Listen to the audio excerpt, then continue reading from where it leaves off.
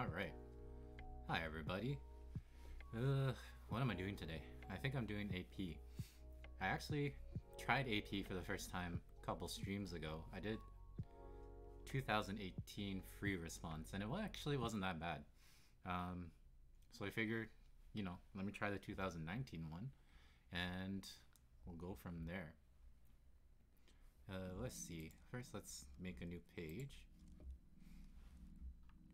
And then, so here it is. Free response. I didn't want to go through the multiple choice just because I personally hate multiple choice. And I'm sure free response is where things are really important. But as I said with the previous AP stream, I do not teach AP calculus, but it doesn't seem something that is unreasonable for me to be able to teach you guys. I do teach calculus with my IB class, and obviously I know my calculus, so yeah. But a word of warning, I don't know the ins and outs of AP, but from the first stream I did, it's not too bad. It seems straightforward. Okay, so let's see this.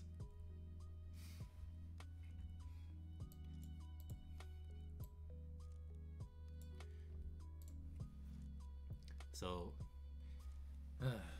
fish enter a lake at this rate of E, I guess E for enter.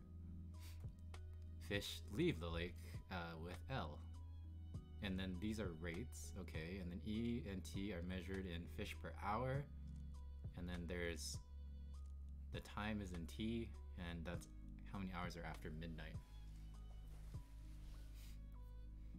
This is pretty similar to the first question in the last one about the escalators.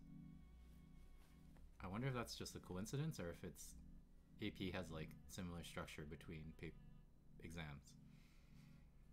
Alright, and then this is the first two, I'm gonna assume, or first couple are gonna be calculator questions then. This one was a calculator question. Yeah, 2 questions. So I'm gonna need to probably pull out a calculator for this. But anyways, let's just get started. Part A. How many fish enter the lake over a 5-hour period? Okay, well, that seems straightforward. We're gonna take the integral from 0 to 5 of the entering.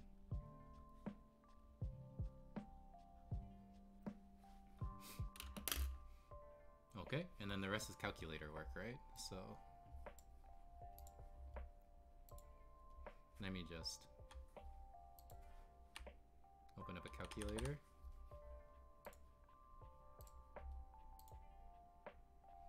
And we are going to integrate from 0 to 5 the function e, which is 20 plus 15 sine pi times x over 6.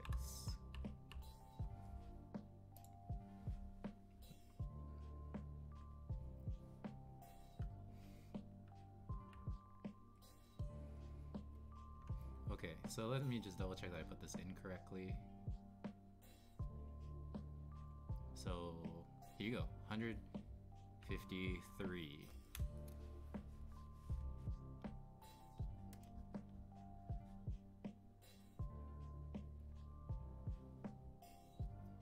Now, whether you round up or down, I'm not sure, but oh well. I don't think that matters too much. Okay, and then let's see, next one. What is the average number of fish that leave the lake per hour over the 5-hour period from midnight? Okay. This is similar, isn't it? Well, first let's find out how many fish are gonna leave. So we're gonna integrate from 0 to 5 of the leaving rate.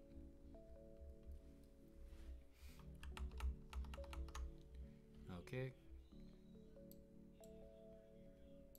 So change this function to 4 plus 2 to the power of 0.1 t, I should use x just in case.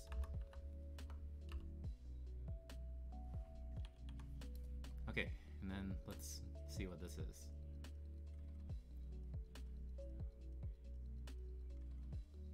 So 30.952.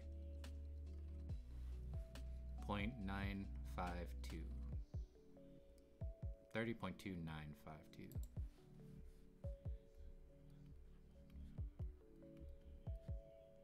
Two 592? 2952.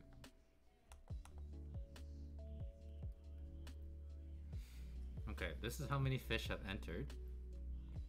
And then we want the average number of fish. No, this is not IB. This is, I'm going through AP calculus. Jeez, that's loud. Thanks, J Bahia.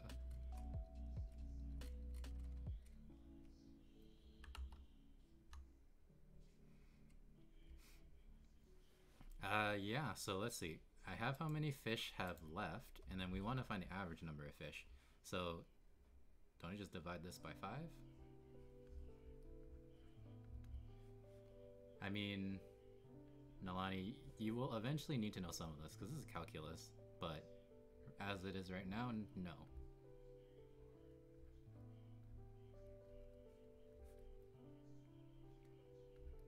So, if I want to find out the average, then I take how many fish have left, and I divide by 5.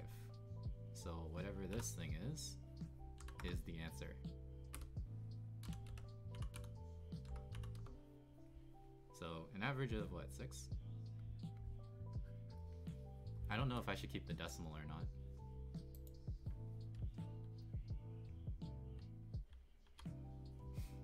Okay, then let's see.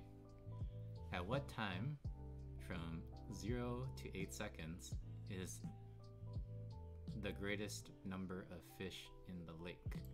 And then you gotta justify your answer. Okay. So if we take the amount of the rate of fish entering and we subtract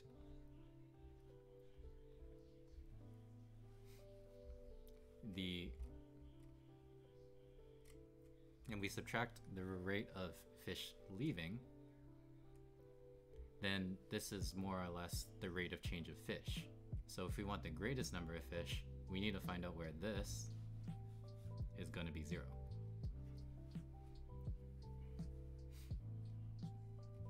So with that, well, essentially, there's 2 ways to do this. You can either graph this function and then find out the x-intercepts, or you can graph them separately and find out where they're equal. Of course, this is the same thing, it's just personal preference. But let us do that.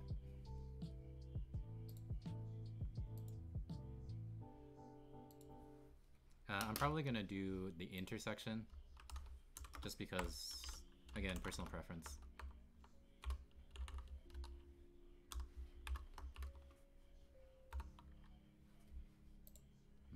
So here's the first one, and then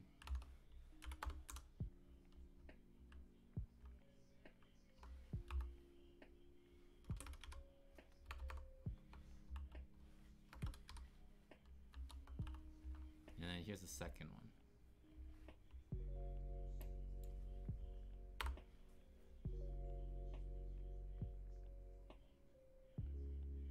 So after I've graphed each of these, we need to find out where they're equal, in between 0 and 8 seconds though. But that's easy to see. They are just going to intersect once right here. Or wait a minute. I have to justify. So justification when you're talking about maximums or minimums, generally means we're going to do some testing. So I think it'd actually be better if I find out where, when I subtract the two, it's going to be 0.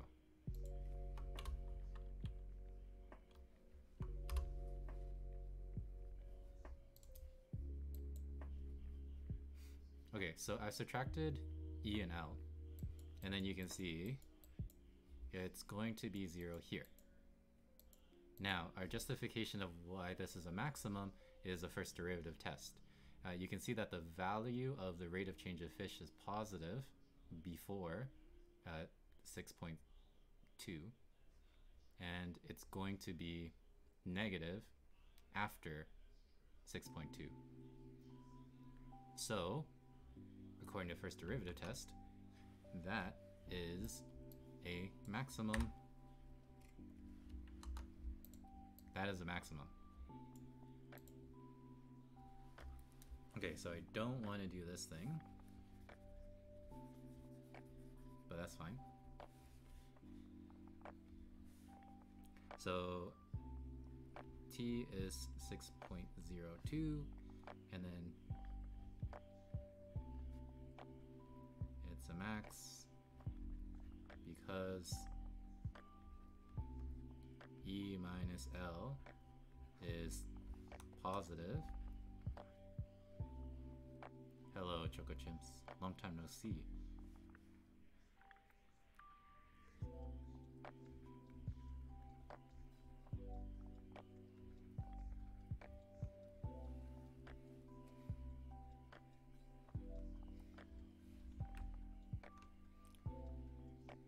So let's just finish this justification. And then negative for t more than 6.2.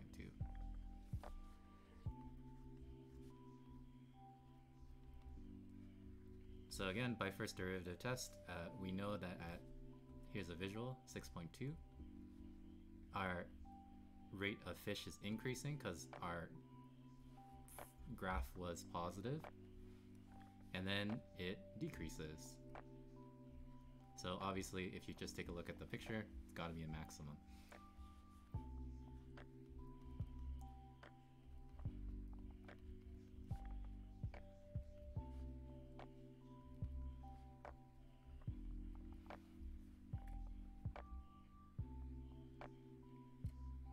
Well, it's not a max, but this is where the max happens.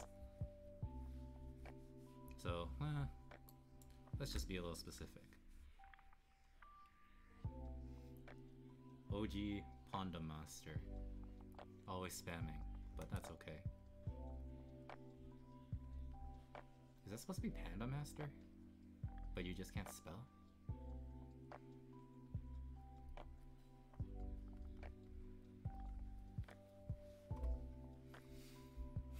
Okay, so we have the time that it's a maximum, but the question wants the maximum. Oh, never mind. It wants what time? Okay, easy peasy, done. And then D. Is the rate of change in the number of fish in the lake increasing or decreasing at 5? Explain your reasoning. Wait, so this is the rate of change, E minus L. This is the rate of change of the fish. And then we go to t equals 5, which is very clearly somewhere here. And then explain your reasoning. Increasing?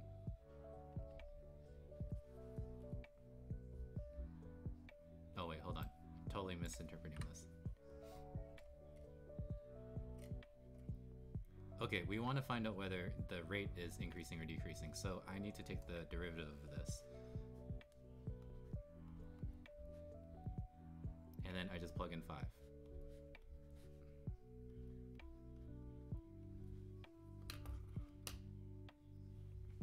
Okay, easy enough to do.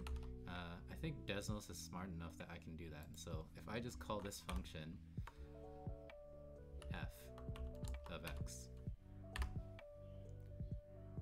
And then if I want to find out f prime at 5, it can calculate it. So here you go. If you take the derivative, plug in 5, you get a negative value.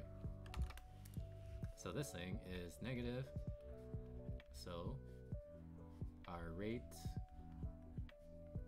is decreasing.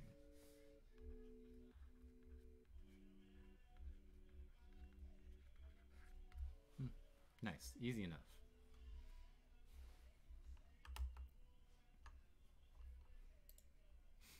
And then I think I'm done, so move on. This one's also a calculator question.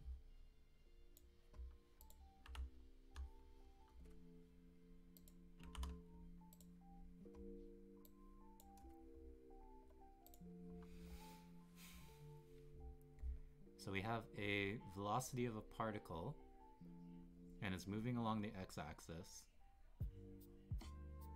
And you can take the derivative of the velocity. And then, okay, meters per hour per t is hours. And then we have a table. Hello.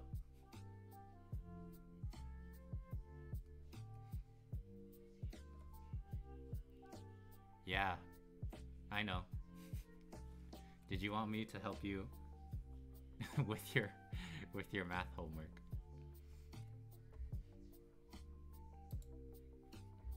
Okay, we're gonna take a pause on our AP, and a former student of mine who's now in university has asked me to help her with some math. So let me load up the question for you guys.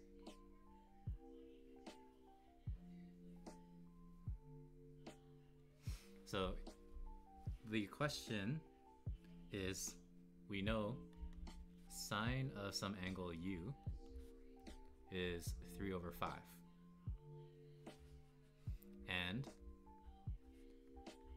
cosine of the same angle is negative.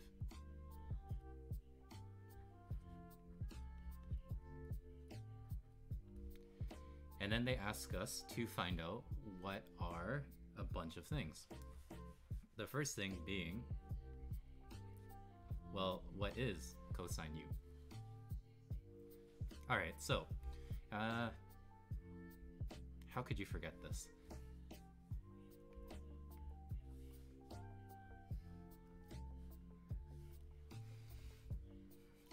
We have our quadrants, and you need to know what quadrant your angle lies in, and then that's why they tell you these two pieces of information. Period. No, there's no period. So we need to label these according to what ratios are positive. So ASTC. And we have sine, which is positive. We have cosine, which is negative. So really, we know that this is going to be in quadrant 2.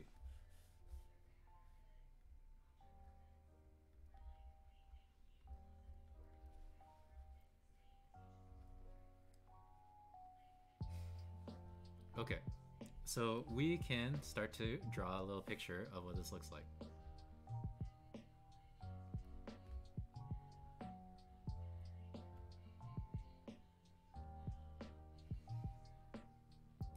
And the reason why we need to build a triangle is because you need to know, well, what's cosine going to be, and you also need to know tan. So we know that this is an opposite of 3 and a hypotenuse of 5. So we have 3 and technically negative 5 right here.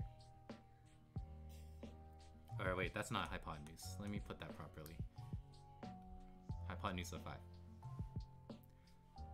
So if we want to find cosine, right, which is the adjacent side divided by the hypotenuse, then you need to find out the adjacent side, which is negative 4. So cosine is negative 4 over 5. Does it sound familiar?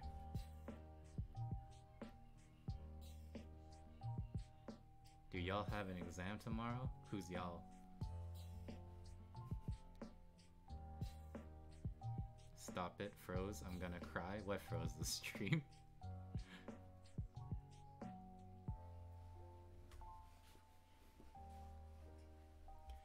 RGPT. Your exam's next week, right? You said?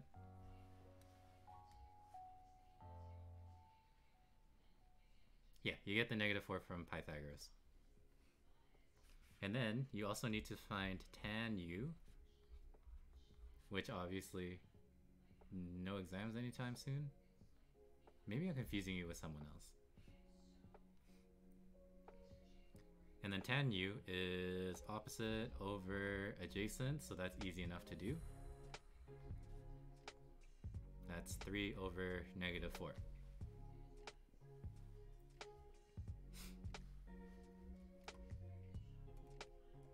And then they start to get a little funky.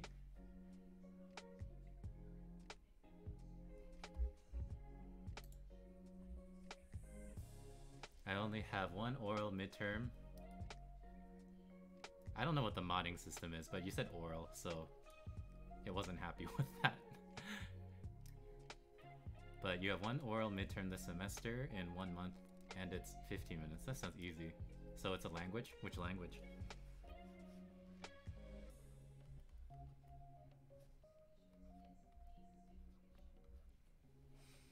Yeah, I think my moderation is a little on the strict side. Oh, I'm assuming it's a language because it's an oral midterm, and you normally isn't that reserved for like testing a language that you're learning? No, I have 4 math courses? Wait, you have an oral? 15-minute oral? For a math course?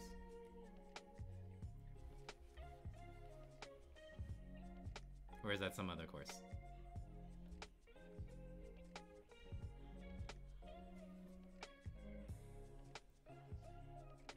Oh, okay. I guess I could see how that could be 15 minutes. Man, that's kind of nice that they didn't just give you an exam. Anyways, so back to this question. Now that we have these 3, then they start asking a little bit of funnier stuff. So what's sine u? Negative u. And there's a couple of ways that you can do this, Jazz. But I'm gonna do it this way. I'm gonna try to stay consistent with this diagram. So an angle, if it's positive, rotates counterclockwise. But we want a negative u. So all we do is we rotate this the other direction. Alright, let me use a different color for emphasis.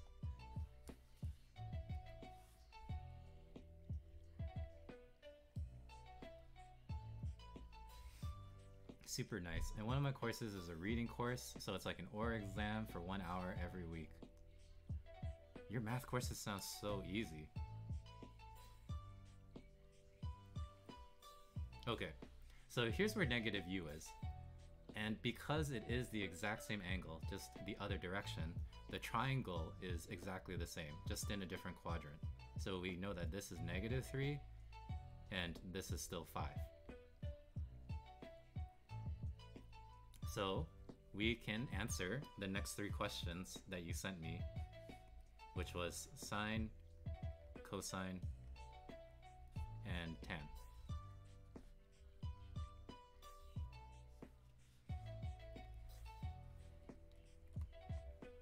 And then you just use these red ones. Oh my gosh, it keeps flagging your oral. 1 oral every week for 1 hour, easy. It's on a hard-ass topic. Yeah, I guess. Honestly, I hate talking and I would rather just do questions. Like a weekly assignment.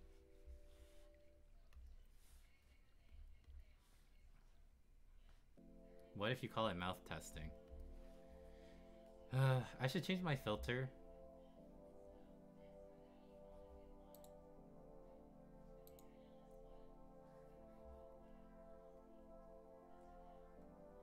Okay. So, Jazz, where did you cut off?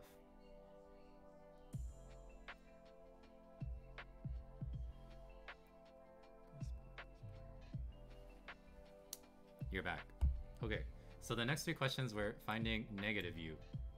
That just means that we rotate counterclockwise, but it's still the same triangle. Of course, the only difference is this is now -3. So you can just easily plug this into, you know, SOHCAHTOA. And I guess I might as well just do it for you. So opposite is -3, hypotenuse is 5. Then you have cosine, which is adjacent, -4/5. And then tan is going to be -3/-4, which is 3/4. SOHCAHTOA. It's easier than Fourier analysis, that's for sure. I don't even remember Fourier analysis. I've forgotten everything past second year, like, of a bachelor's in mathematics. Did you do grad school? No. I have a bachelor's in mathematics. We do touch on Fourier analysis, and I'm currently doing a master's, but it's a master's for math teachers. So honestly, it's not even like difficult math. I would equate it to like honors level first and second year math. And it's more for a pay raise than it is for my own furthering my own education. But yeah.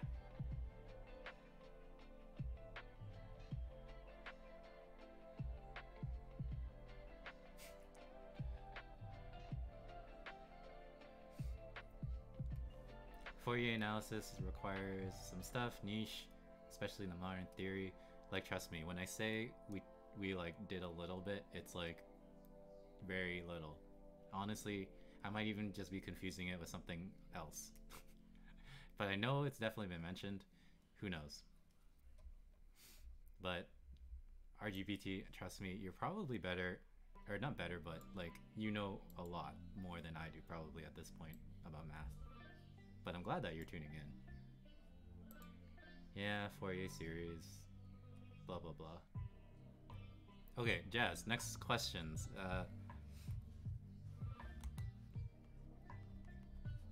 I think you need to find u plus pi.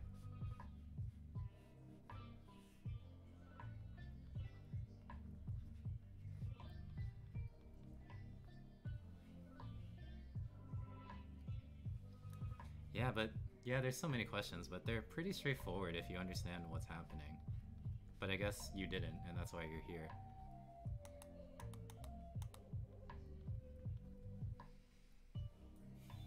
Yeah, I don't remember computing too many because they can get annoying.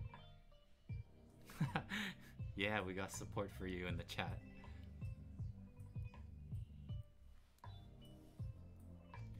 Wait, RGPT, you're the professor in Alberta, right?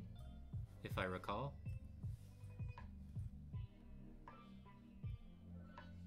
Not a prof, but you teach. I remember you were the one complaining about like engineering students, right? And then they don't know their basic definitions. Just have to teach for money? That's exactly what we're all doing. Like, can you imagine if I got big on Twitch? And then I can actually just quit my job and just be a full-time streamer. Yeah, but I told you, engineering students are kind of dumb. U stands for an angle. Normally we use theta, but this question it just said U. I know, I know. I told you, but you seemed like kind of really upset that they were dumb. All right, Jazz. So here's our angle U, and then we add pi. So where is that angle going to land in the 4 quadrants?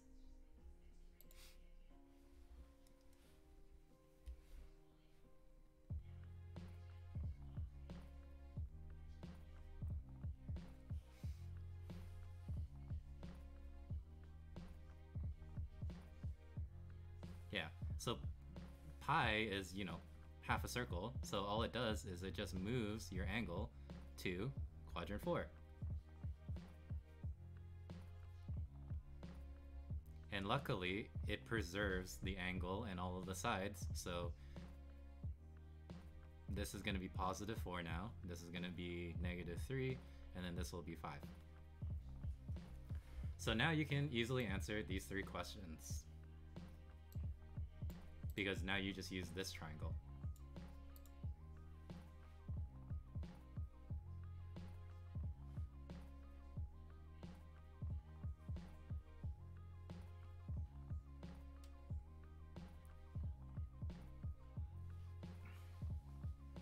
So I'll leave you to that one, and then I want to talk about the last 3 that you need to help with, because they're slightly different.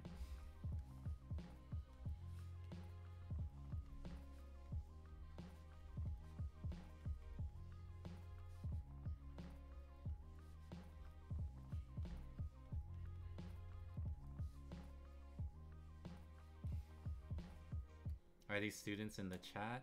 Some of them. So Jay Bahia is a former student. She graduated 2 years ago, but then she asked if I could help her, and I told her to just come watch my stream. But I had some like 12-year-old kid from Romania the other stream, and then there's a couple of people that come from Reddit, because I posted on Reddit that I do this. So I would say the majority are students, but there are some that aren't.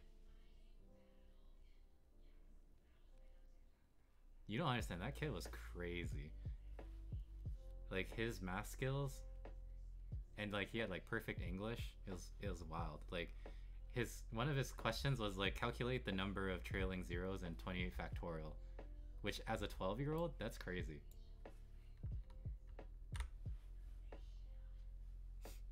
Okay, so for this one, again, there's lots of fancy ways that you can do this. Slabs. Yeah.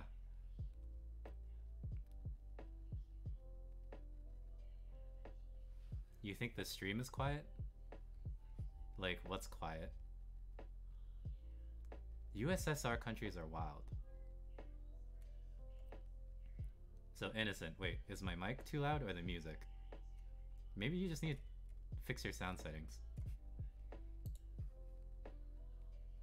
You gotta be in a quiet space.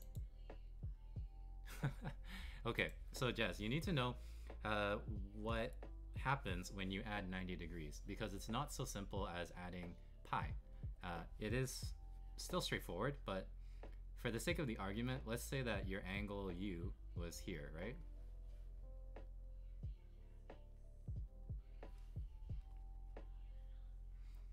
And then what happens if we add 90 degrees? Or pi over 2. If you add pi over 2, you do get a second triangle, but it's different. It's not exactly the same. And the reason is you gotta think about how all of these angles are gonna be related. It's not reflection.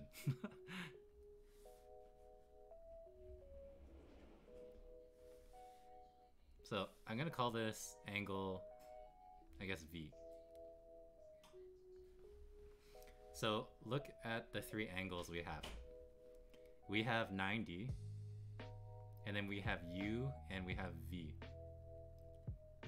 They are going to add together and rotate 180 degrees. In other words, U and V need to make up the other 90 because we have 90 from the middle. In other words, they're complementary, like they both add to 90. And if you look into the blue triangle, we have a 90 degree here. This is pi over 2. Which means that this angle up here, these 3 angles need to add to 180 because they're in a triangle. And we know that these 3 angles also need to add to 180. So, no, not 45. This angle is also going to be V.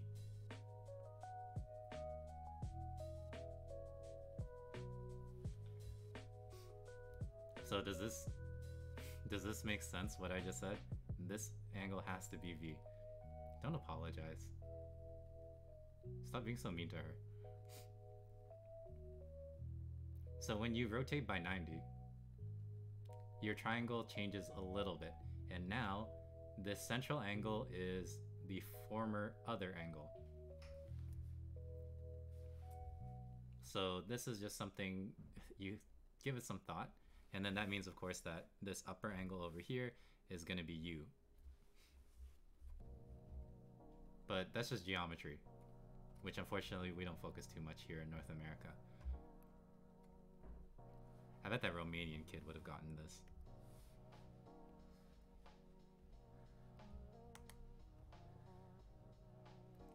Yeah, apparently they have dedicated courses for geometry, which is kind of cool.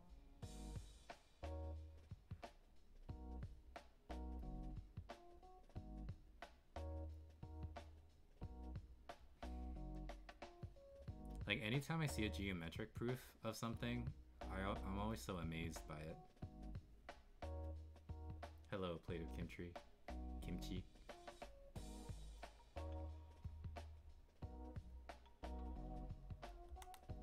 Okay, so, Jazz, let's finish off these 3 questions, and then I can get back to the AP Calc. Here is the actual angle U. Why does it rotate like that? Wouldn't the U be the angle where the red V is? No. So then that's what I was trying to explain. These 3 angles, U, pi over 2, which is 90 degrees, and V, they make pi radians together, or 180 degrees. So that means that V plus U plus 90. Oh yeah, I should actually use numbers.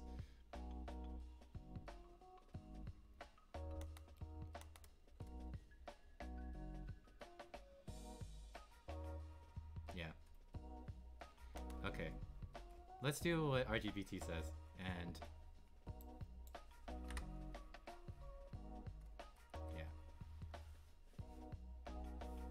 so I drew a bad example, per se, to be able to see that these aren't going to be the same. So what we're going to do is we're going to do what RGPT recommends. Let's say your angle is really tiny. So this is U. If you add 90 degrees to this and rotate it 90, then this is kind of where it would end up. So you can just see visually, these 2 angles are not going to be the same.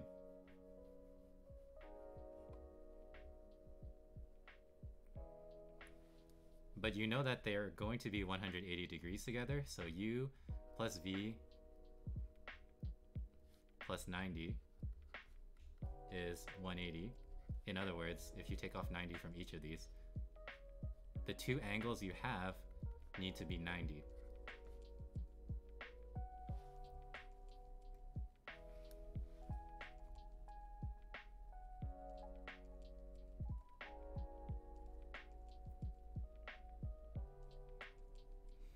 And we also know, because of the triangle, that, how do I want to say this? Well, these 3 add up to 180 anyways. So when you rotate it, V still makes a triangle with U involved in it. But of course now the triangle just has a central angle of V instead. Okay, so then let's go back to our actual example with U.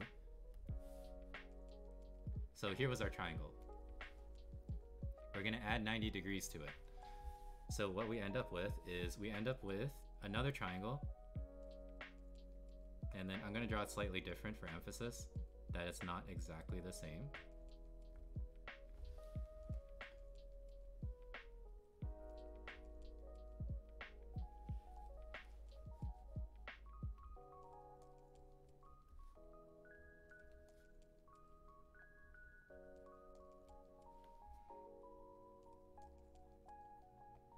Are the retests I give out the same?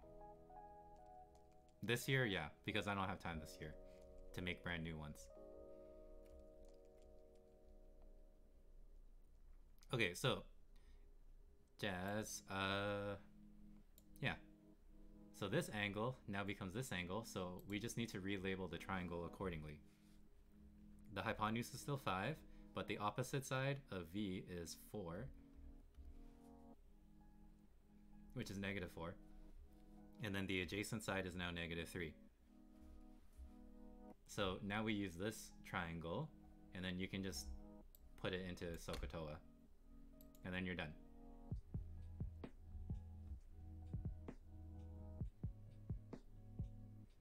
Make sense? Again, the biggest part is knowing how the triangle changed, so just give it some thought with, you know, angles. Yeah, do the SOHCAHTOA stuff. That's the easy part, yeah. Have you done your other questions? That was just like one of the questions in your assignment.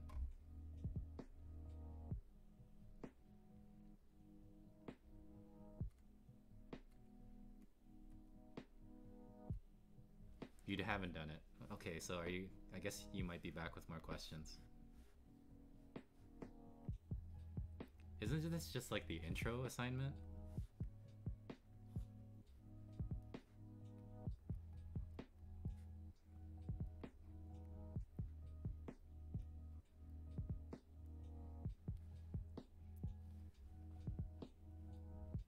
This is why I can't handle teaching calc. Yeah, okay, let me just drive home the point. See this triangle? It's 30-60, right? If I were to take this angle and then add 90 degrees to it,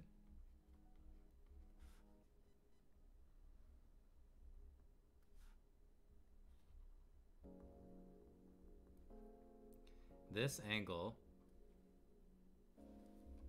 has to be 60, because 60 plus 90 plus 30 need to rotate a full 180.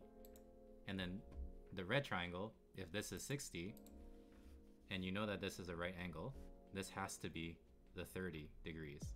So you see the triangle flips, kind of. It switches orientation. So hopefully that makes sense. Yeah, it's a right angle in between them. That's what pi over 2 is.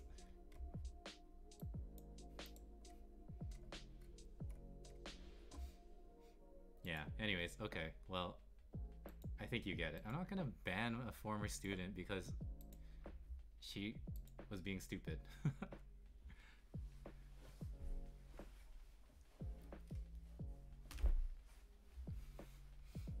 Alright, let's get back to this. What was this? A table of velocity of a particle, I think. Yeah, okay. So let's see. Part A, justify why there must be at least one time in between the time that we're given from 0 to 4, or actually 0.3 to 2.8, that the derivative of the velocity of the particle P is 0. Okay, so for those that are trying to work through this question, this is a question about the existence. There must be at least one. We're not trying to find it. And so, very commonly, there's two theorems dealing with existence in calculus. We have the intermediate value theorem, and we also have the mean value theorem. Given that we're talking about the existence of some derivative, we will be using the mean value theorem.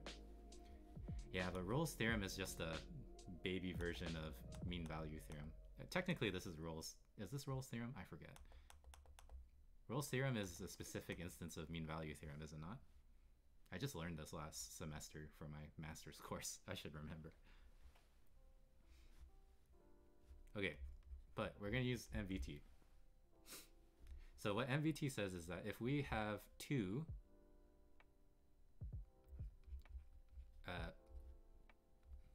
points of our function, and we take their secant slope, that whatever this slope will be, there is going to be a tangent slope that is going to be exactly the same for some x value that is in between a and b. You know, without loss of generality. I got to be a little bit more specific because our GPT is here. So essentially, I need to find out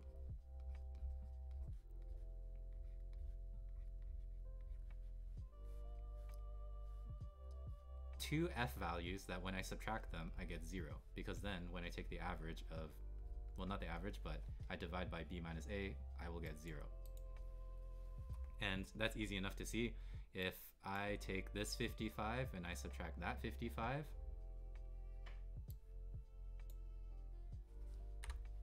and yeah, you get them all right because I did it for you.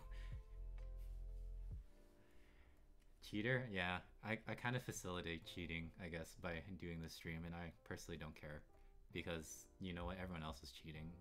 Let's be honest, it's university. So if I'm going to choose somebody to get good marks on cheating, it's going to be my students or my ex-students.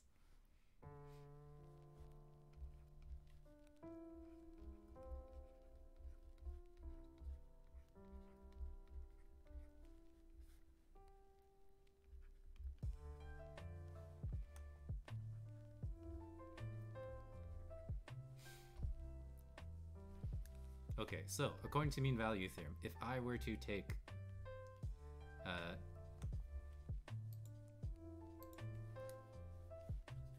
there it is. Okay, if I take this v and t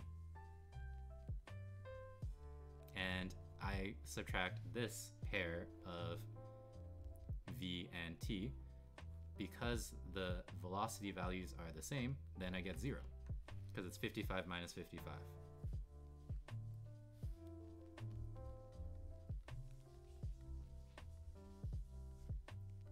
Blah blah blah, and then you get 0 because the numerator is 0, the denominator is clearly not 0. So then you can just quote by MVT.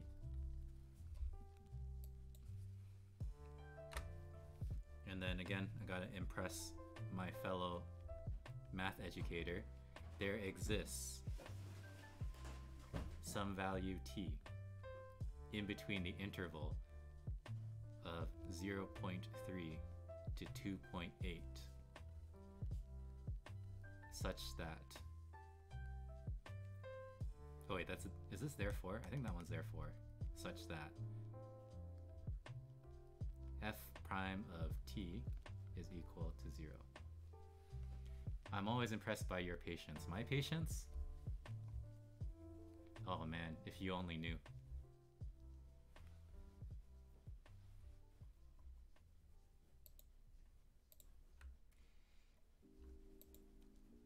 So I'm not trying to say this to be, I want to be a kindergarten teacher. What do you think? So to be an elementary school teacher, you need a lot of prerequisites. And I'm not too sure about elementary, but like senior elementary, you need some credits in like almost everything. Like history, Canadian history, if you're in Canada. You know, you need math, you need science. You might even need kinesiology, who knows? Because you're teaching everything as a elementary school teacher. Kindergarten's fun. I think when you have to teach them between 9 to 20, that's a huge age range. Once you get mad at them, well, the secret is you just don't get mad at them. You gotta remember, and I think this is relating back to your engineering students, right? You gotta remember kids are dumb. And everyone's dumb. So you can't get mad at people being dumb. Your whole job is to take dumb people and make them less dumb. So you're going to be constantly angry if you're coming in with the expectations that they're not.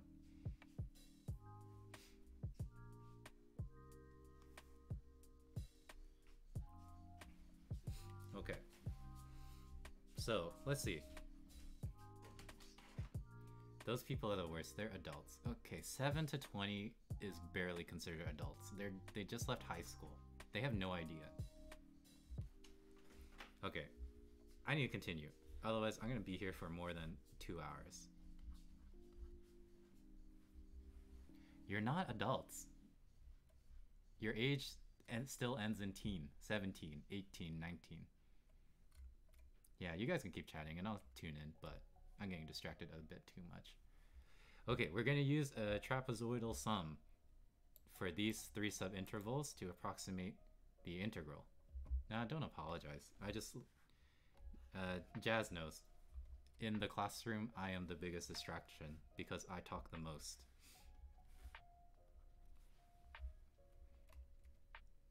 And I love to talk shit, especially about dumb people.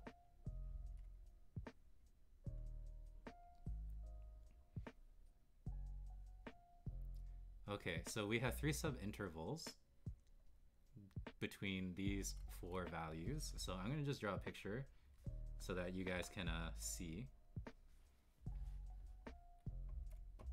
I should be a prof. You know, to be a prof, you need to be on your way to a doctorate in math. And that's way too much work for me. As much as I would actually love trying to teach, you know, students that are a little bit older,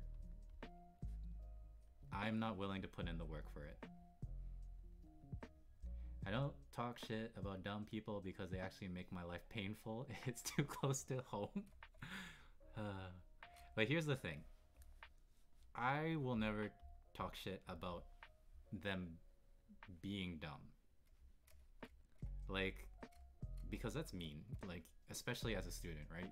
Again, they are dumb by definition, and you're trying to make them less dumb. You can't make fun of them for something that they just are. But I just make fun of them for like doing dumb things that have no consequence to anything, really. And so like, how can I explain this? Bullying? Yeah, kind of. But let me try to think of a recent instance. I do this all the time, so it shouldn't be that hard, but...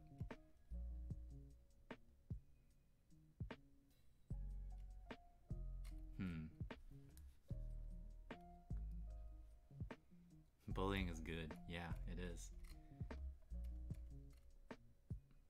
I got bullied a lot as a kid, and now I study math for a living. Take that. Yeah. Yeah, I just comment on their shenanigans. So, like, I make it a policy that I will never make fun of their math because, again, that's why they're with me. And that's really unfair of me to make fun of their math skills. But, like, you know, if they do dumb shit, I'm gonna, you know, they're gonna get roasted.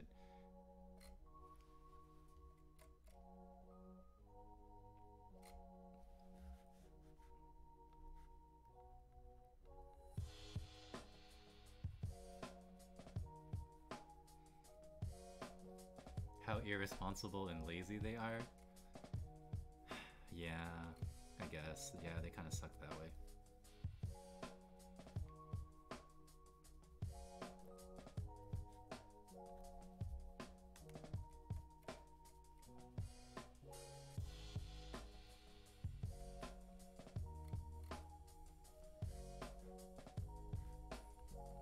Worry about the people that don't know to look both ways as they cross the street.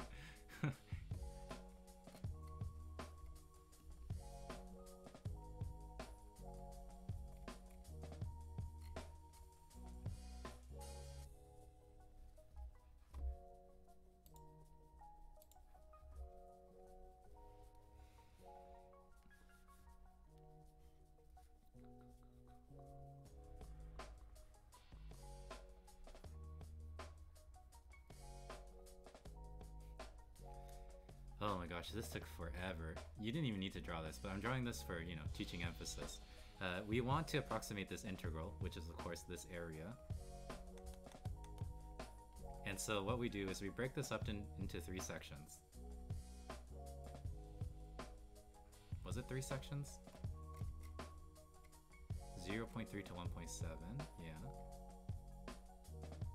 And then 1.7 to 2.8. Oh, okay, so then we're not doing this part, so ignore this part. You You guys gotta look both ways when you cross the street. I mean, unless it's at a crosswalk. And essentially, what we do is we calculate the area of these things. And this is a bad example. I don't know why they did it like this, but essentially we're using trapezoidal sum. So let me give you an actual better example, because this one's bad for the visual. If we want to integrate this, then what we do is we split this up into, say, you know, certain intervals that don't necessarily need to be equally spaced. And then, let's say this is the x-axis. We find the area of these trapezoids because it's a decent approximation for the area underneath the graph. And this is very similar to the last one I did too. Question 2 from the last AP had a trapezoidal sum in question 2. But anyways, yeah, being pedantic in math is really important. That's part of the reason why I don't like higher level math. I had to take again, for my Masters of Math for Teachers, which is not a Masters of Math, we had to take a proofs course. Or was it? It was some course. But then they were so overly pedantic, I ended up with like a 90. I lost so many marks, not because my solutions were wrong, but because they nitpicked all these little pedantic things. It was terrible. I hate being pedantic, which is bad because I'm, you know, doing math, but I think there's a limit. Learning math is flexing. There's no flexing having math skills. What, you go out to eat with your friends and they pulled out a calculator and then they treat you like a human calculator and they go, wait guys, wait, look at what he can do. Go calculate how much everyone needs to pay. And then they race you with a calculator.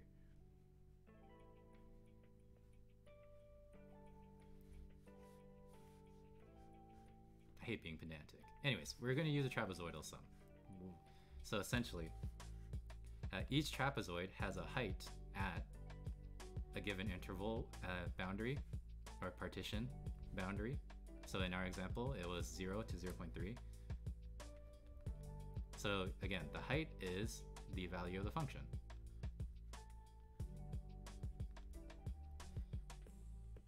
And then to calculate the area of a trapezoid,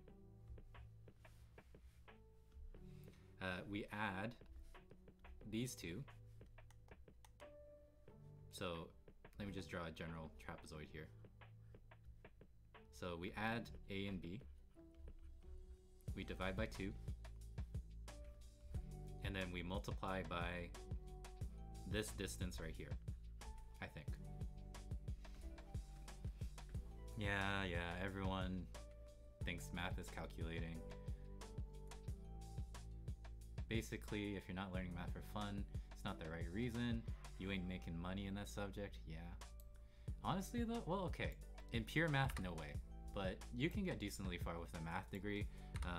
A lot of the students at my university, when we were doing our bachelor's, you know, they did it so that they could become an actuary, which, you know, is big money, good money. But yeah, they did.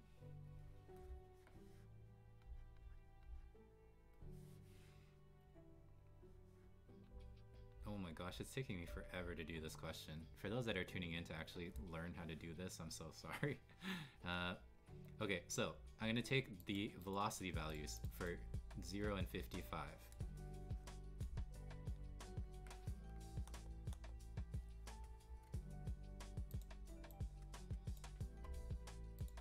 Bro, I took a topology class without any background knowledge in topology. Like, I had no idea about rings and algebras, and I got wrecked that semester.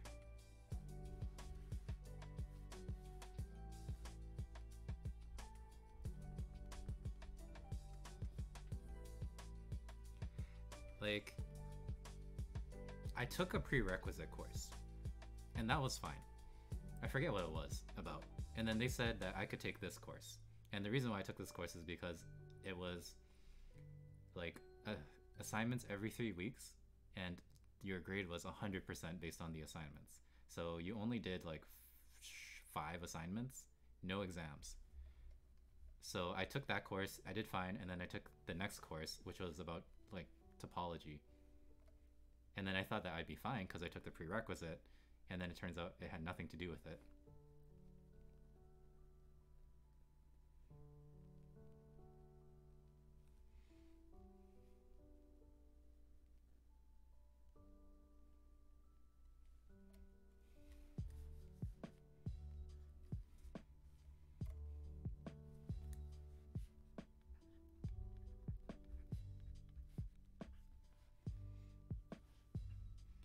Yeah, I wouldn't say North America's mathematical education is super great, especially in comparison to the rest of the world.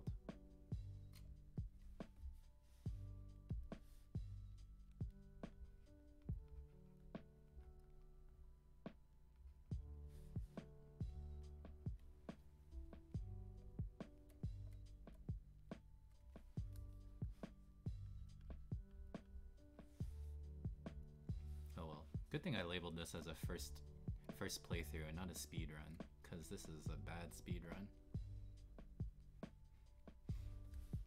Okay, continuing on with this. 55 plus negative 29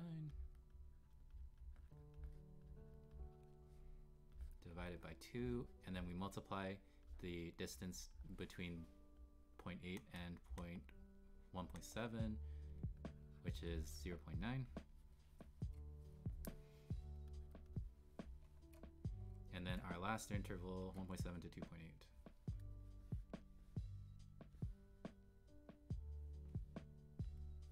Speedrun, why his career path is a train wreck.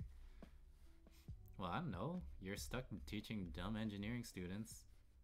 It seems like you're doing math for fun, but at the same time, you're also aware that you're not going to get money out of this job. So what are you going to do after you finish?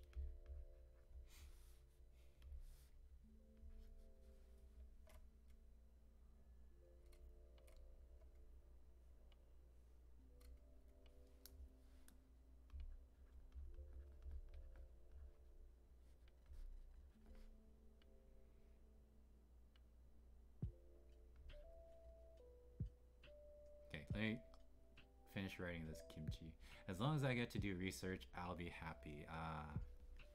So pure-hearted. As long as you can continue researching and discovering new math.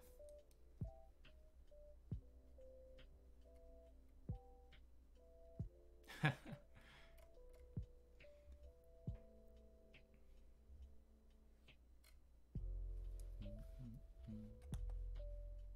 then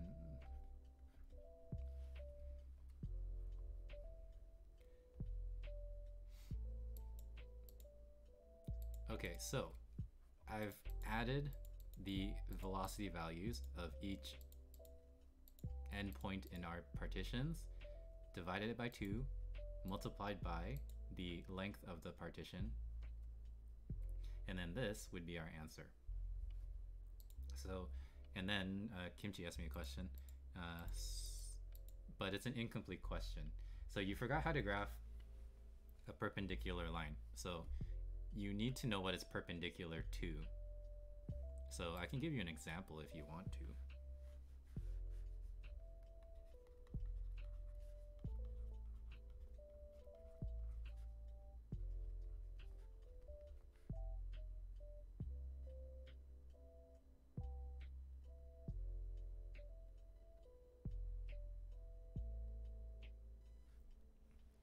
No, they didn't mean that. They're one of my students. I'm currently teaching them this right now.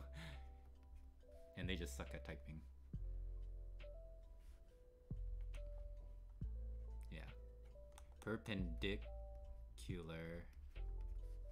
to, and then through a certain coordinate.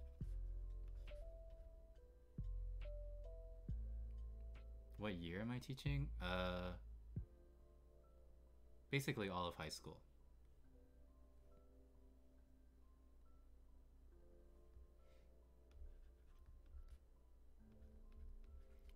this particular example is our grade 10 curriculum. Okay, so Kimchi, you're missing this, which is the important part.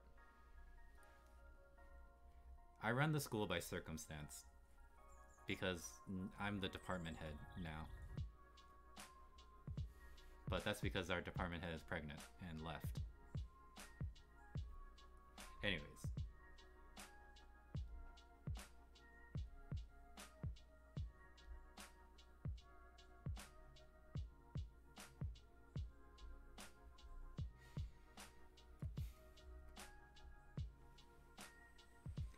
So Kimchi, you're missing this important part. You need to know what it's going to be perpendicular to. There's two lines. For example, you want to make a line that's perpendicular to, say, for example, this line.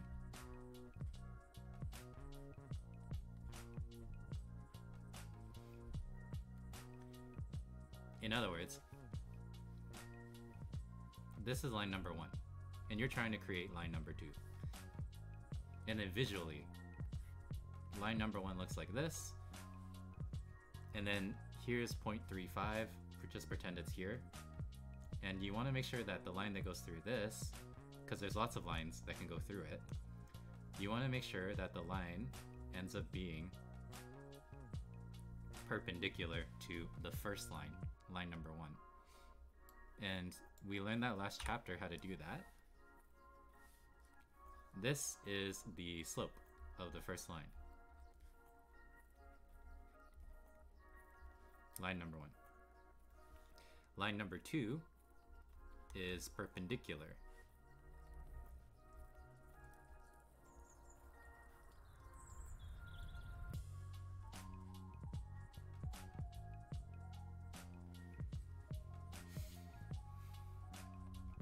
So the slope of line number 1, or sorry, the slope of line number 2 is the negative reciprocal, so negative 2 over 1, which we can just write as negative 2. Let's see. I should implement a logic course. Now that I have full control, they probably kick me out. You are giving too much value to the grunt teachers at a school. We don't get a controlled curriculum. The government does, and then we just follow orders. My job as department head,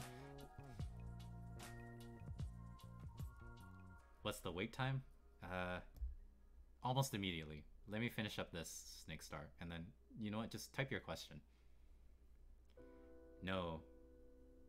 As department head, I just ensure that the people in my department are assessing students properly, and that our department budget is not all over the place. Anyways, so play Kimchi. Let me finish this up.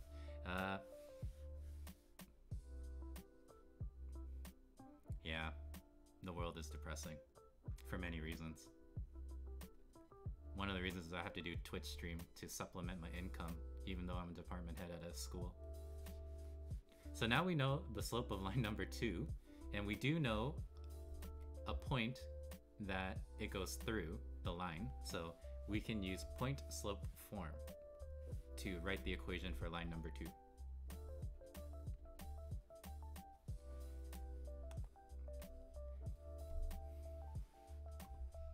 So in case you forgot, point slope form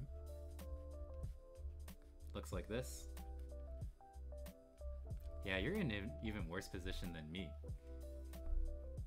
because you wanted to pursue academia. Whoa, whoa, whoa. Why'd you get timed out? How do I untime out? RGPT. Sorry.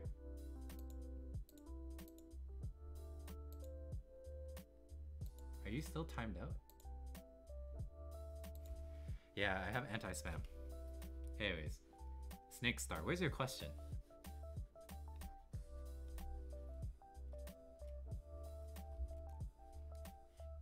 Or were you just listening for the AP stuff?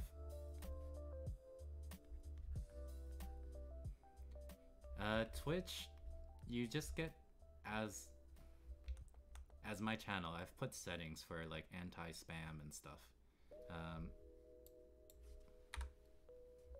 But okay, plate of kimchi. We discovered parallel or perpendicular slope. Finding extremas using second derivatives. Excellent. I can help you out with that. But we just plug these into our formula. So y minus y1, which is -5. So we can just put +5.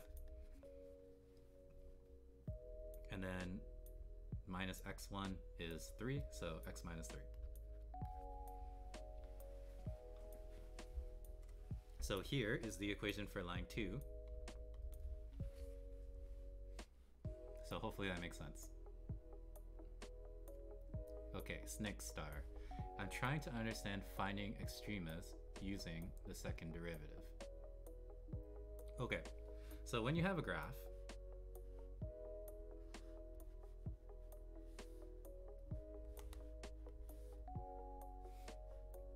generally, to find extrema, right? You're looking for where the derivative is going to be 0 because the tangent slope at extrema are 0. Now, of course, when you solve a derivative for 0, you'll get some value for x traditionally, but you don't know if this is going to be a minimum or a maximum. So we have developed tests to figure this out. So then there's 2 tests. There's the first derivative, which is not the one that we're using. But essentially, you have an interval. And let's say you know the derivative is 0 here. Then you plug in values of x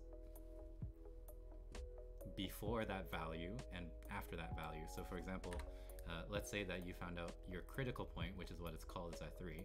You can test 0, and then you can test 5. And then you can see whether your derivative is positive or negative. And then this will kind of tell you what the graph looks like. So for example, if this is positive, that means that your function is increasing, and then your function is decreasing if the other part is negative. So really, you know that this has to be a maximum because of the shape of the graph. So that's a first derivative test. But your question is second derivative. So do you know what the second derivative represents?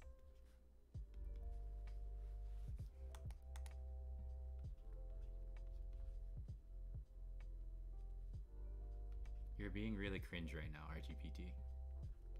Unless that's an honest question.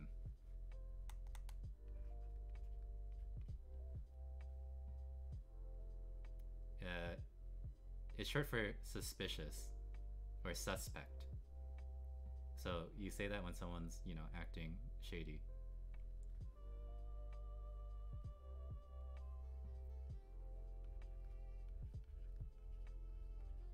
So second derivative represents concavity. So if your second derivative is positive, then your graph has to be concave up. So it looks like this in some way. So basically, we have a second derivative test. Snake star.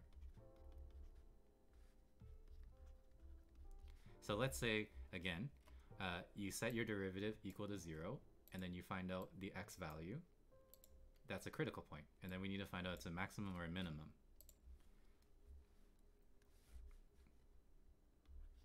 So what we do is, let's say we have a critical point at x equals a.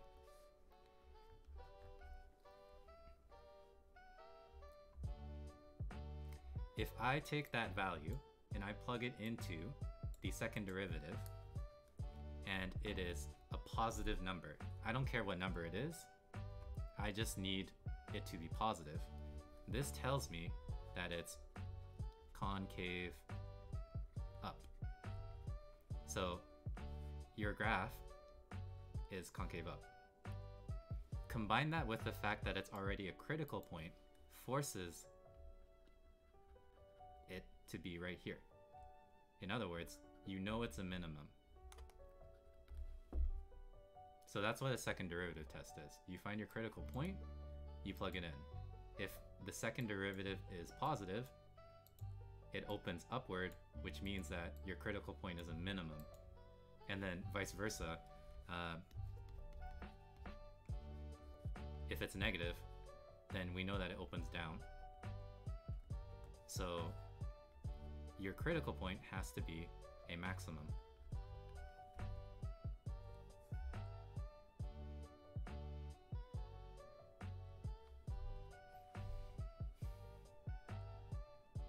And then how do I find the coordinate from that? Okay.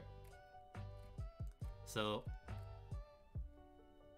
once you have determined whether this critical point that you found out, because that is where the first derivative is 0. Once you find out it's a min or max, and they want you to find the coordinate, like the actual value, well, you just take x, or a, I guess in this case, and then you plug it back into the original function, because the original function tells you the value. So for example, in your question, your function is x cubed plus 9x squared minus 1. So first, we find our critical points. So this is where the tangent slope is going to be 0. So first I take the derivative.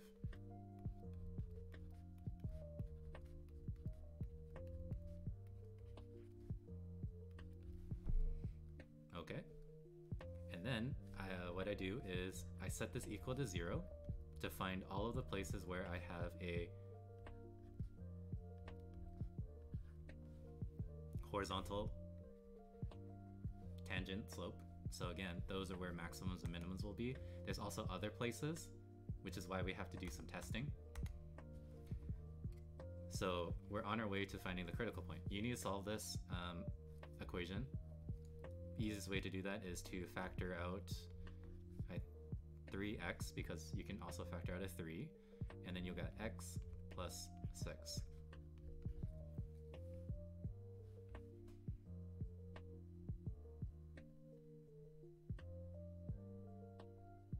Okay, let's go through this question then, and then play the kimchi.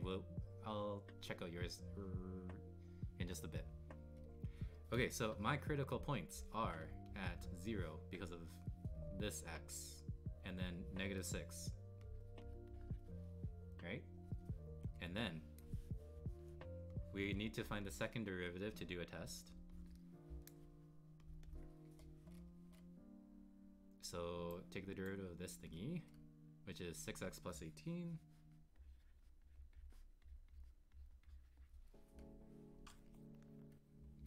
And then what we're going to do is we're going to plug in these values.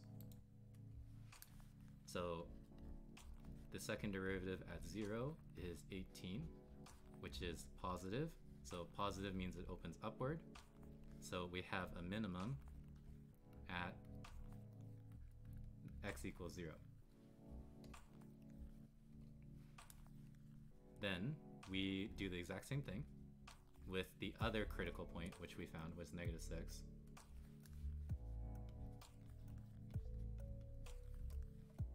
And then, well, negative 6 times 6 is 36, plus 18 is some negative number that I don't really want to calculate. So I know that this opens down. So I have a max at negative 6.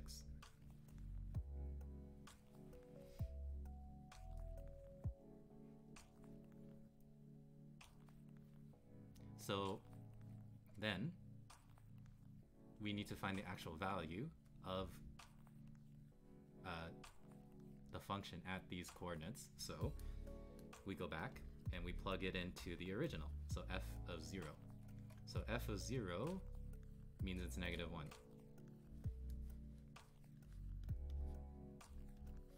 So we have a minimum at 0 and negative 1. The full coordinate is 0 and negative 1. We plug in negative 6. And then this is going to be gross. but you calculate the x value of negative 6. So let me just do that real quick. Negative 6 to the power of 3, and then plus, oh god, 9 times negative 6 times negative 6 is 36, minus 1, which is 107, apparently. Double check my math, but yeah. So we have a maximum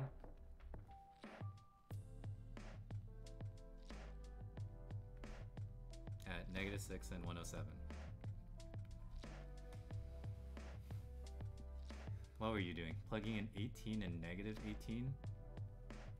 Where'd you get 18 from? Oh, these ones. Yeah, no, not those ones. These ones, the x values. These are just to determine whether it opened up or down.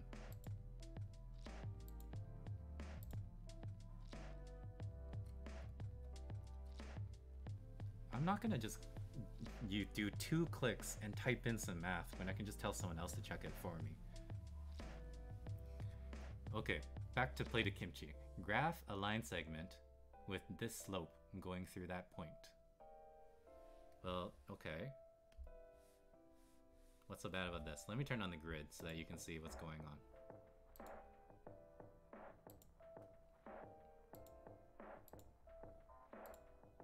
Big squares.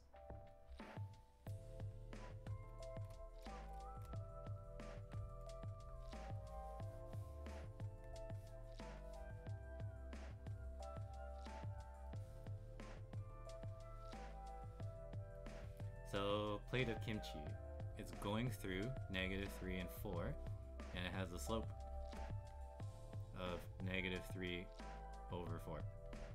Okay, so you put down the point that you know the line goes through, which is right here. And then the slope essentially tells you where to go. So it's up to you. Because we have a negative, you can either go negative 3 and 4, which means you go down and right, or you can have 3 over negative 4, which goes the opposite way, so you go up and to the left. In my example, it's easier for me to go down and right. So I go down 3 spaces, 1, 2, 3. I go right 4 spaces, 1, 2, 3, 4. And then you put another coordinate.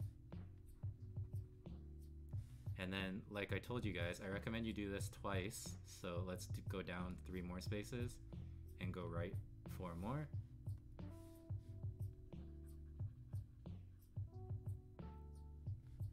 And then you connect your 3 dots, and then you're done.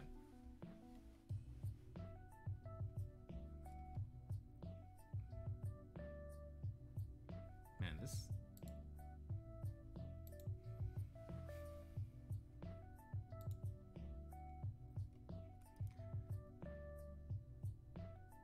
Okay, back to this. I really don't want to calculate this, but you put this into a calculator and then you get your answer. I'm moving on. I don't want to do this calculation right now. That looks stupid. Okay, part C. We have a second particle. And then this is its velocity.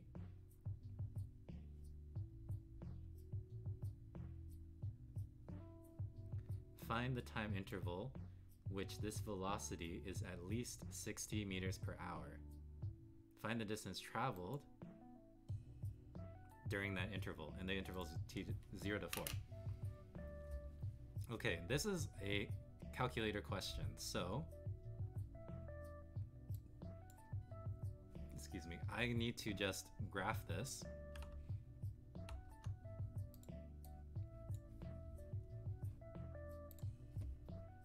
And we're gonna see exactly where this is at least going to be a value of 60. Photomath, man, when I mean, I wouldn't have used photomath because I don't need it, but that would have been pretty sweet for high school. So I'm gonna take 45. I'm gonna take the square root of x.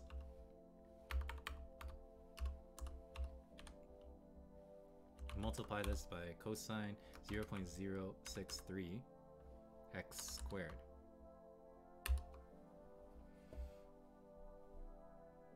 How old am I? How old am I? I think I turned 29 in December. I know it doesn't look like it, but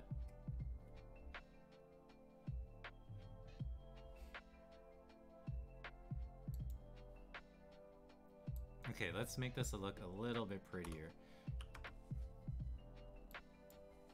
Yeah, how old are you, RGPT?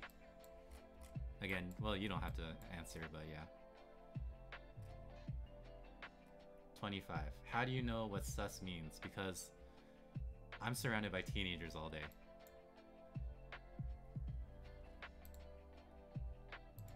And I don't know. Maybe I'm just cool. I don't know what that implies about you, but...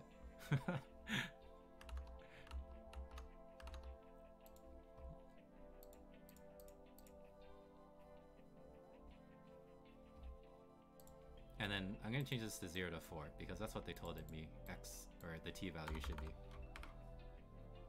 I study math, man. Yeah, I know. Yeah, I went to school with you guys. I never wanted to associate with you pure math people.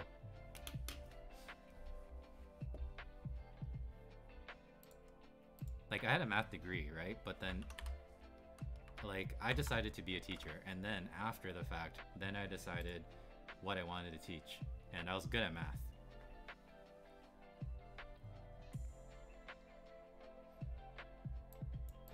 But yeah, I avoided my fellow classmates because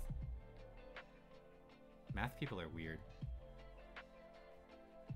But then again, I respect them because they are way smarter at math than I will ever be.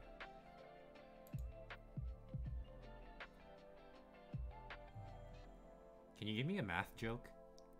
I only know like the can I be your integral pickup line, and then I think that's like the only math joke I know. Am I an IB teacher? Yes, I am an IB teacher. But I'm going through an AP Calculus exam right now just for funsies. And I have no idea. Okay, well, how come you can't grow corn from the residuals? Okay, why? And this better be good, otherwise I'm timing you out.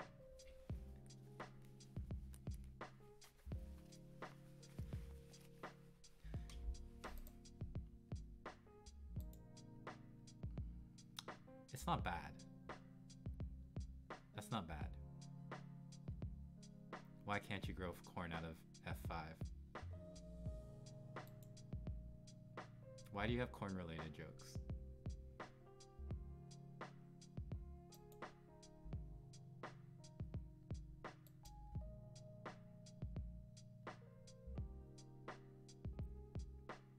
Does this help you seduce, like, other math students?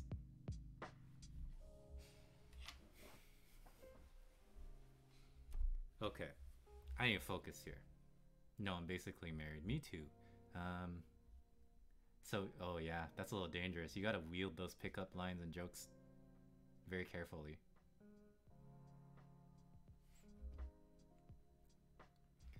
Oh my gosh. So let's see, over here. Here is my velocity function between 0 and 4 seconds, according to our question.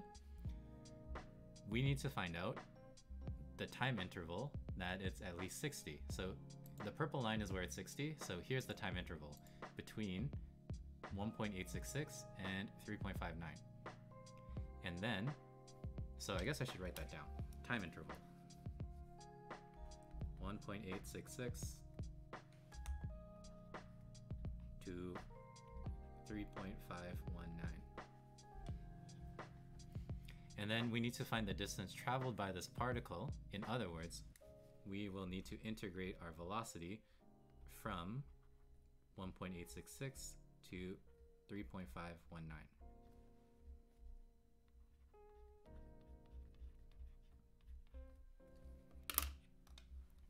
So I wonder if Desmos can do this. Yeah. So 1.866, 3.519, and then I'm going to call this F,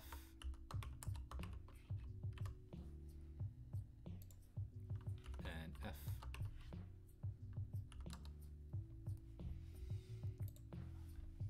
Okay, another one. Let epsilon be less than 0.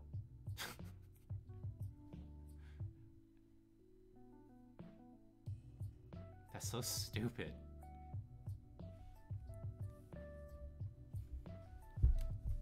Anyways, okay, I did the integral.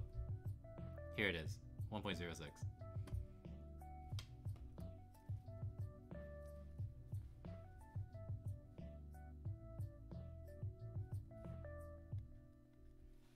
Play Kimchi, you're more or less just asking questions from the quiz. So go and give it some thought. 3/4 is related very closely to 1/2.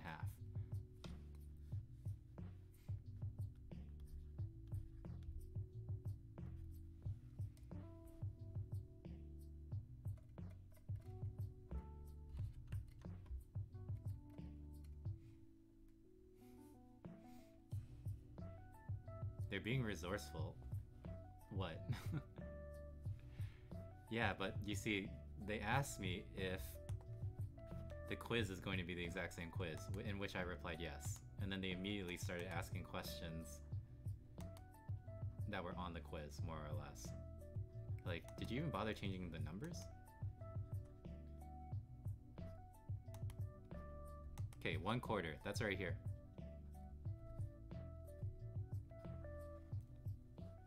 Icons, they think they're slick. Ain't slick at all.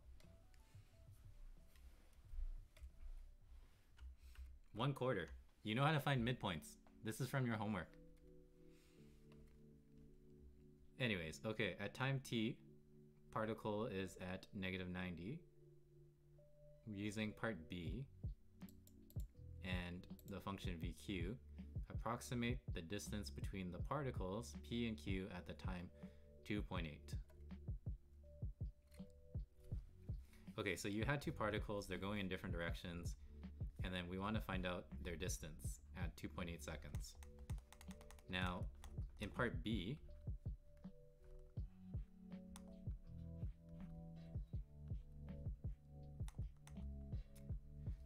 what we did, teachers only care about money. Yeah.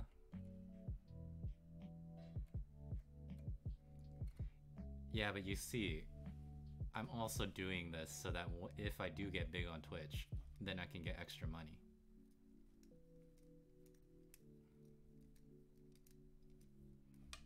So in part B, we essentially found out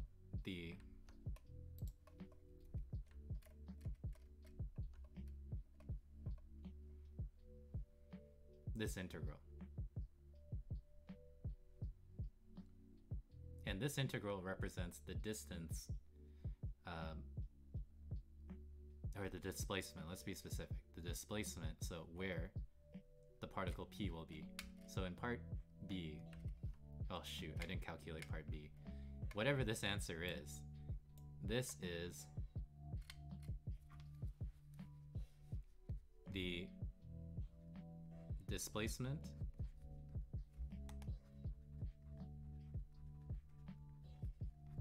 of P. I'll share your stream to my IB colleagues. Thank you. That would be much appreciated. I advertised on the IBO, but then, or like the IB subreddit, but that place is a war zone right now. And then everyone's just like demanding the exams get canceled. I would donate money. Yeah, but you don't have money. You're over here trying to pick up girls with math jokes. I don't expect you to have money. Okay, and then we need to find the displacement of Q.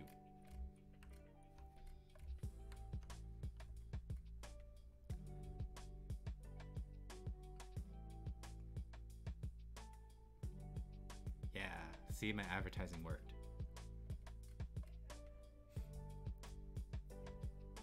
So I need to find the displacement of Q, and then I essentially just take the difference between the two, because that will tell me the displacement, or the distance between P and Q. What's your stance on exam cancellation? I talked about this the last stream, but it depends on how good you are at writing your IA. And in the case for math, not a lot of people are good at writing IAs. Because you know what happens when you cancel the exam is that means more of your mark is based on the IA. Normally it's 20% of your mark. And last year, when we canceled them because of COVID, those students' marks were 100% their IA. So if you're good at writing your IA, it's better. If you suck, it's worse, a lot worse. And honestly, I would rather keep the exams because I know, at least for my students, their mark is higher if the exams happen than if they were to not happen.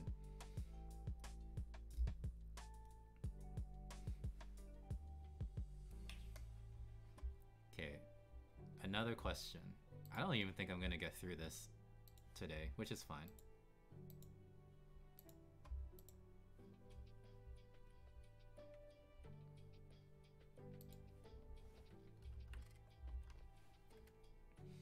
So, how should you do? They ask you what cosine t over 2 is. Yeah, I teach in Canada. And then, what's cosine t? And what quadrant are we in?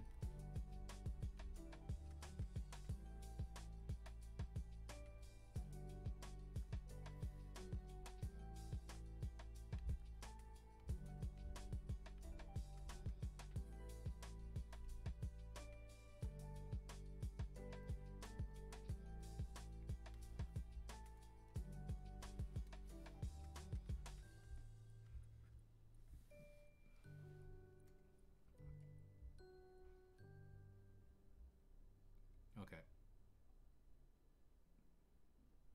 So this one is, the way that I would do this one is I would probably do trig identities, because there's a way to relate t over 2 with t. Specifically, double angles.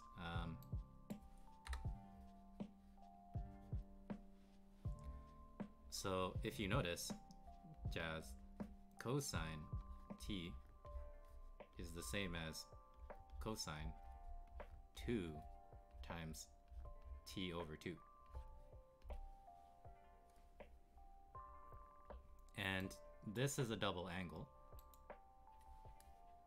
So we can write this as, I always get these wrong, but I'm pretty sure it's this, using trig identities. And we know what cosine t is. Cosine t is negative 7 over 9.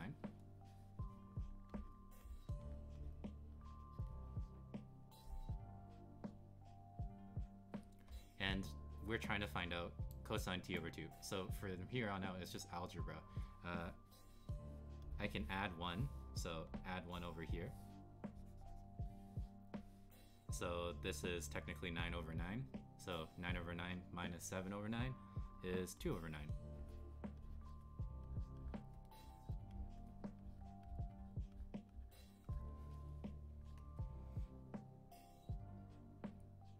What do you mean there's no double angle identity?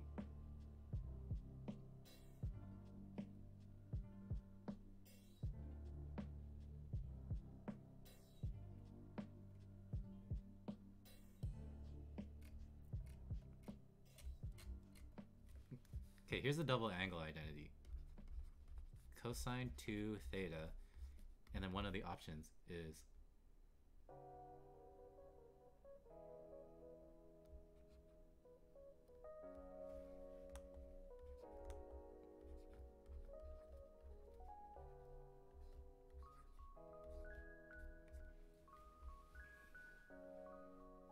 You don't need that. This is what I'm trying to do. So this is the identity. Anything times 2, when you take the cosine, you can rewrite it as this. My theta is t over 2. Because I'm essentially just using this identity, but theta is t over 2. So I'm taking this, cosine t, which you know, I'm writing it as a double angle. It's 2 times t over 2, so that I can use the identity and change it to this. And the reason I'm changing it to this is because I'm trying to find out what cosine t over 2 is. Because like from here, I just do algebra.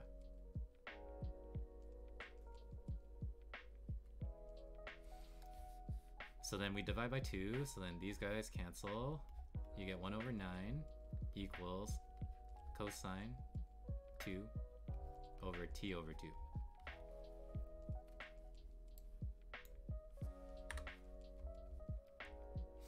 And then from here, we take the square root. So then you get plus or minus 3 is cosine t over 2. And then you have to make a choice if it's plus or minus. And then that's why they told you what quadrant it's in. It's in quadrant 3. So if you take an angle that was originally in quadrant 3, so in other words, your angle t is bigger than 180. If you divide it by 2, it has to be bigger than 90. So in other words, t over 2 has to be in quadrant 2. And this is where sine is positive. So that tells us that our answer is the negative. So cosine t over 2 is negative 1/3. Make sense?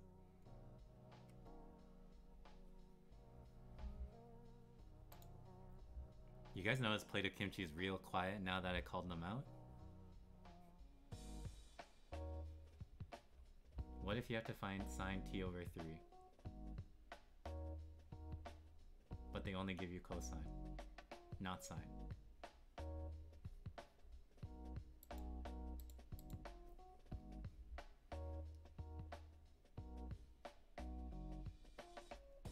Is it the same question? Like the same starting information? You know these two things?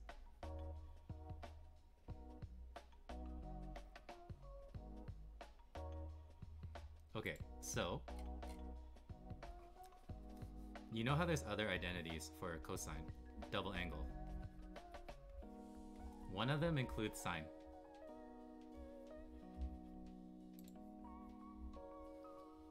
So we have 1 minus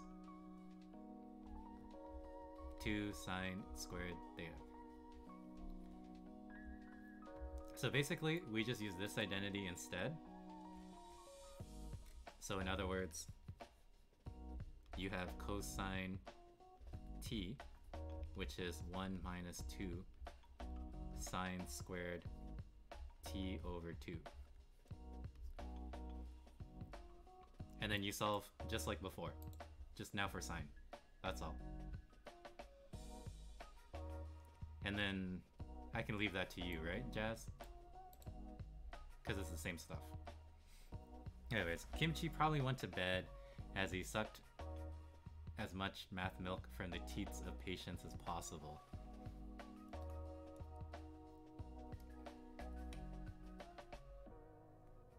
This part, cosine t over 2, I'm using the other identity because you're trying to find sine. Look, Kimchi's not a bright person, I want to say. One, you ask me, your teacher, is the quiz going to be the same, the re-quiz? And then I answer yes.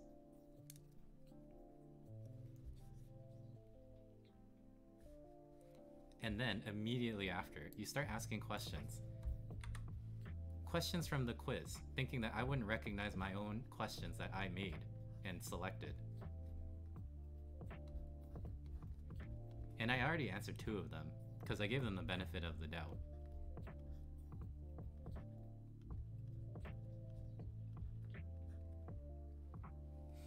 And you know what's even worse is I have a scheduled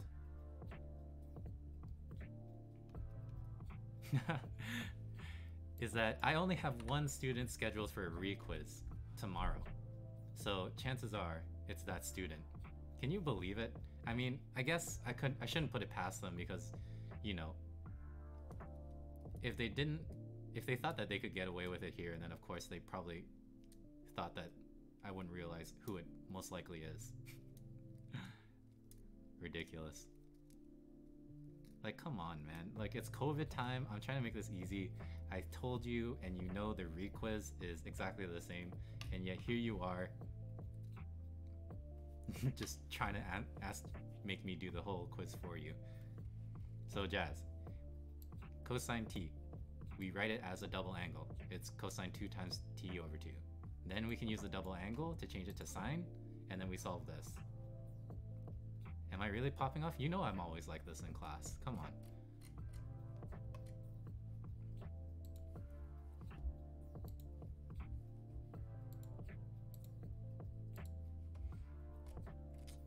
I still haven't finished number 2, and there's like 6 questions. I'm not gonna finish this.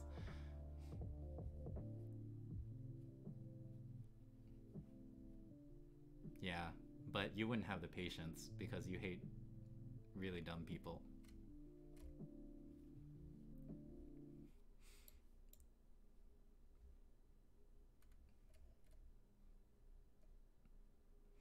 Okay, so where was I? We need to find the distance between P and Q. We found the displacement of P in part B. Then we need the displacement of Q. So we have a function for Q, so we're going to integrate.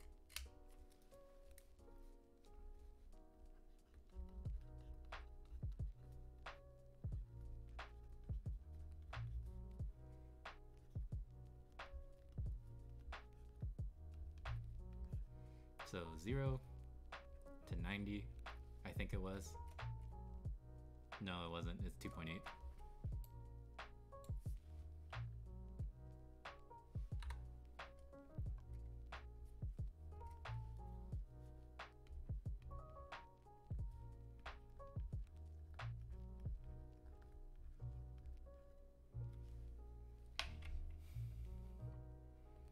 Hey, don't talk about alcohol in a chat full of kids. Go pick up a hobby. Go start exercising. Go lift some weights.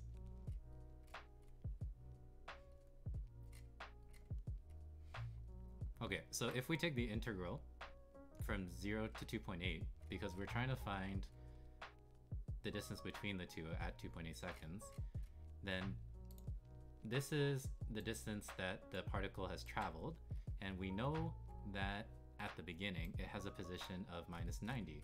So after we take this integral, we will need to subtract 90.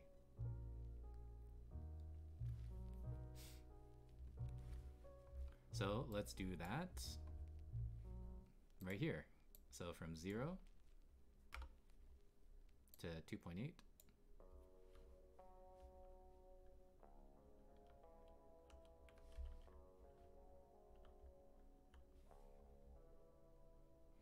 And then we're going to subtract 90.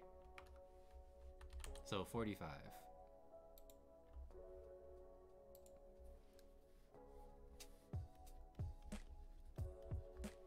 You were an alcoholic in IB1? Yeah, don't drink underage. Don't talk about underage drinking in my chat. Go find a better coping mechanism for your stress. Okay, hold on. I'm gonna cheat real quick, and I'm gonna look at the answer key to that trapezoidal thing, because I need the answer. 40.75. Okay.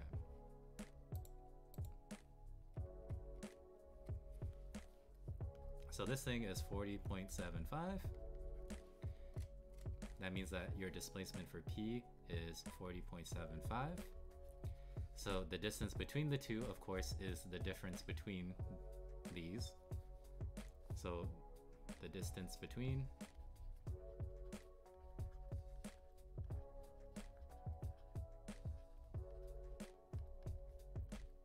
subtract.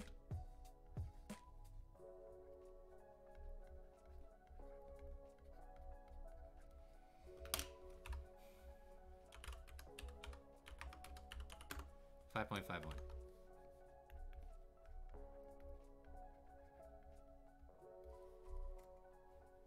There you go. Oh my god, finally finished number 2. But this is fine. This is kind of what I wanted the stream to be originally, is people would be asking me questions in chat and then I would just be answering it the whole time. But obviously I just started like 2 weeks ago and I don't have that type of like chat just yet. So I fill the time with me going through old exams for various, you know, semi-international programs so that people can tune in. Thanks. I think I'm like the only math person on Twitch, so it's a good niche for me.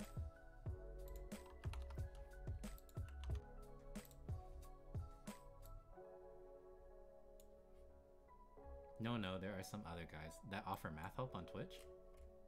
Really? I know there's people that do math on Twitch. Talo something is really good. Or Tayo? Never heard of them. I did a quick search about on Twitch, but I couldn't find people. He eats orange peels, bro. I'm trying to be normal here. And yeah, okay, he's better at math than me, but you know what? I don't eat orange peels, so... Okay, Jasling, back to this. You already know what this is. They told you. -7/9.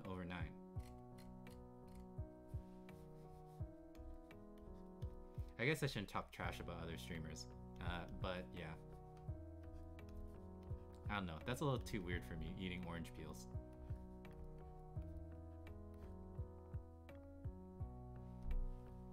Tayo Inoue. Damn, really? I need to get on that level then. Yeah, Japanese, I could tell. I'm surprised that there's 50 people wanting to watch Japanese math, or not Japanese math, but graduate level math on Twitch.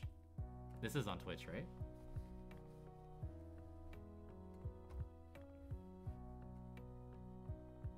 Damn. Good for him.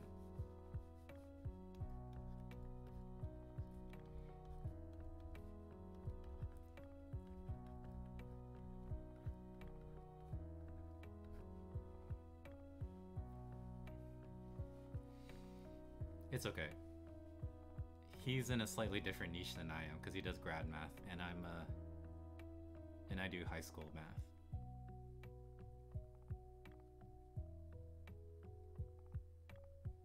Yeah, he probably would try it all.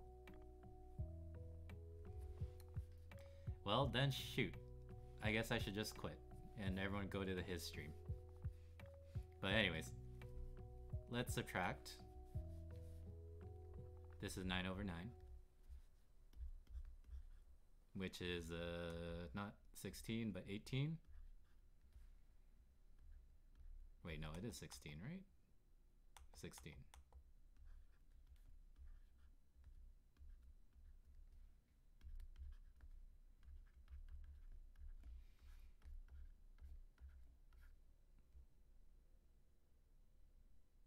Pepsi and Coke are the same thing, but they both exist. Yeah, but you see, it's not a good comparison because he is, first off, 40 something years old, so he's older than me, more experienced than me.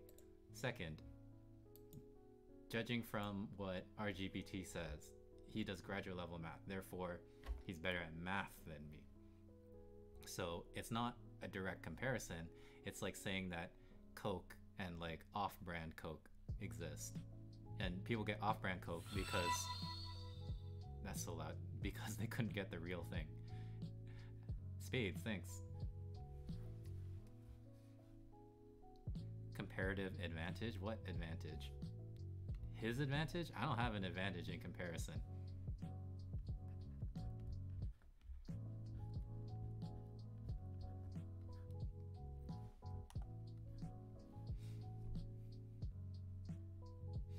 Okay.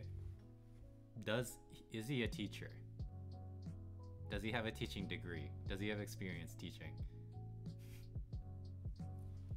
Anyways, we're going to divide by -2. So in this case, it's 8 over 9.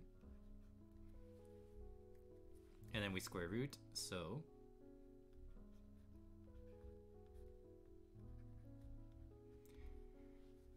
Yeah, but professors are not what I would consider professional teachers. You know, they get paid for teaching, but like they aren't trained in teaching, which is different for me.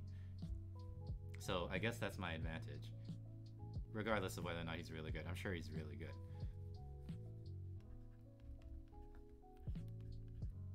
But I got the papers. Anyways, so here's sine t over 2, right? And then again, we need to decide whether it's plus or minus. It was in Q2, quadrant 2, because you divided t by 2, and it was in quadrant 3. So here's your answer.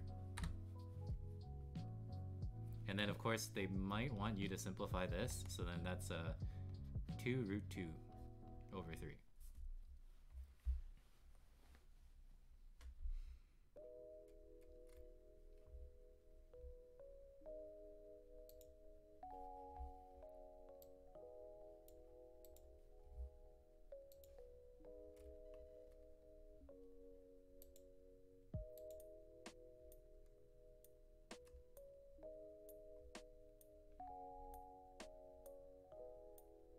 I don't do this all day. I teach high school math. It's easier than this.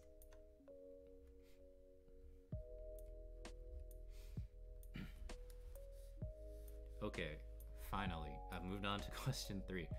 And this is the non-calculator section of the AP exam. So here we have a continuous function from 6 to 5. We have a piece of the function from 2 to 5, -2 to 5. And we also know this specific point right here is on the graph. So, right here. But okay, let's see what we gotta do.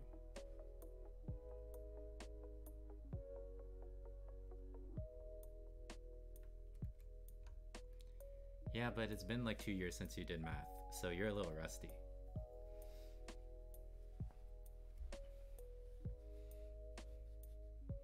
So they tell us the integral of the function from -6 to 5 is 7.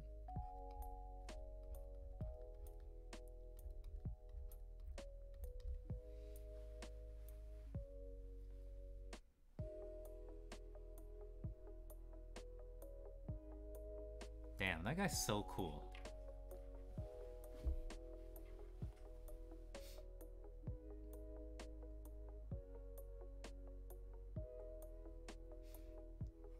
An experiment to see if a community around giving and getting help with math can thrive on Twitch.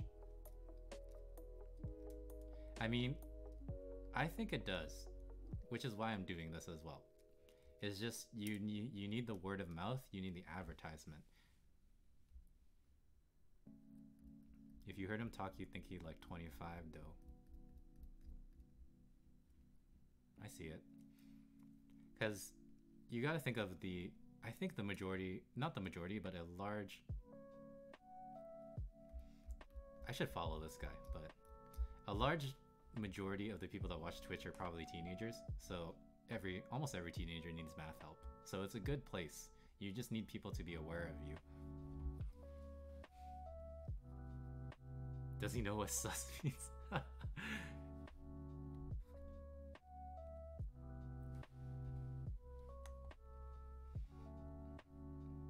Nice. You know what? I'm rooting for him. And you guys should go to him. He seems possibly more qualified. I posted on the IB subreddit because I'm an IB teacher. And I posted my channel on the AP Calculus subreddit. Yeah, it's about personality, I know. And then again, that's also why I started streaming. Because trust me, I watch tons of streamers with no personality and they suck. Competition is not high on Twitch. There's a lot of people that have not so great personalities. He just got it all, man. I should just pack it up and give up.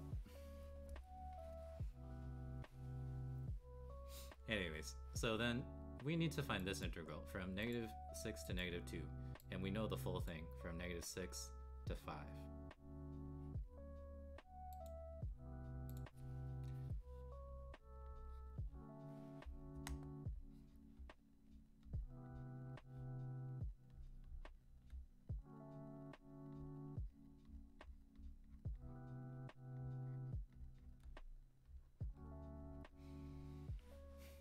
Yeah, I'm sure he's chill.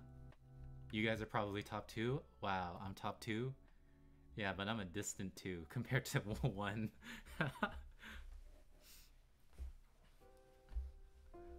I don't play League, so I don't know double list personality.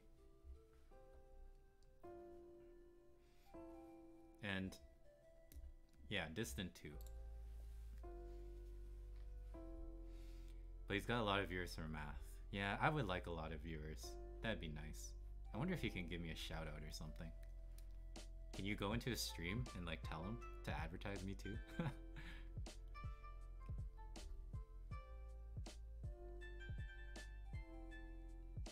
I would be like Toxic Rengar. I don't know who that is. All I know is that everybody thinks that they can be a Twitch streamer. But not everyone can.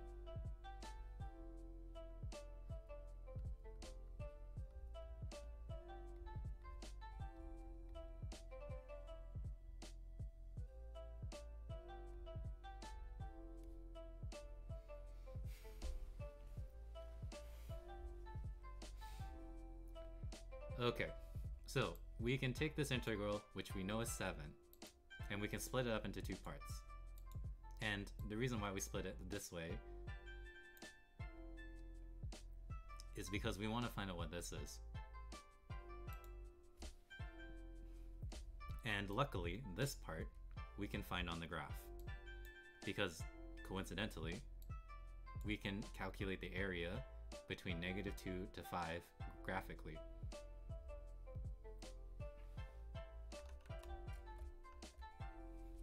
And this is easy to do. So we need to find this area between the x-axis and the line.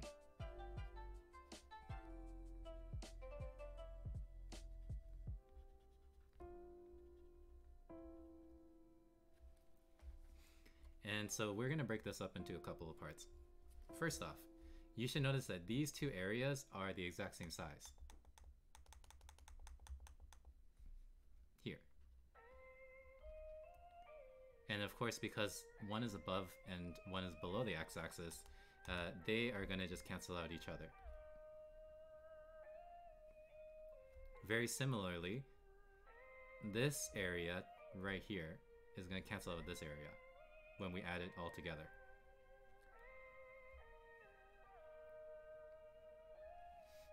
Okay, Snake Star, you have a math test tomorrow? Why didn't you ask more questions then? But yeah, good luck.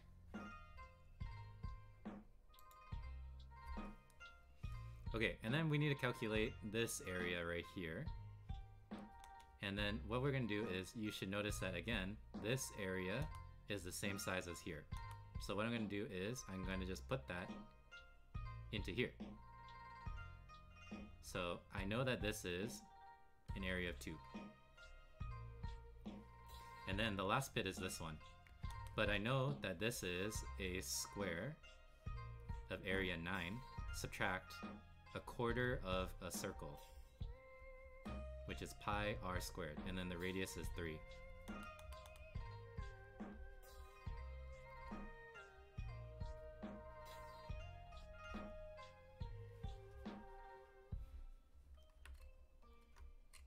So, in other words, my equation so far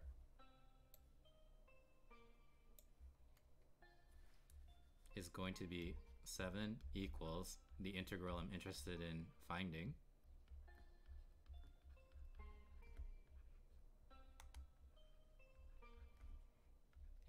And the integral from -2 to 5, which is this thing.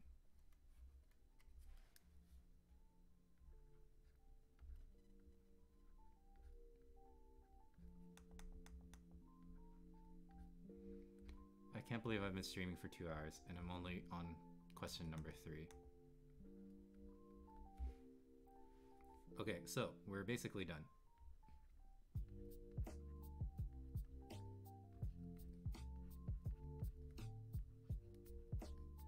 Yeah, it's been fun. I don't regret it. But the title's a little misleading because I am not going to get through all of this.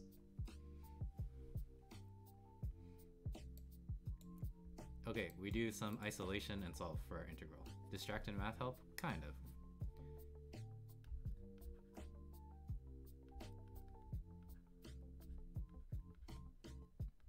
I mean, what did I distract it with? I distracted it with other math help. So again, my ultimate goal of helping people is still achieved. It's a little bit of false advertising.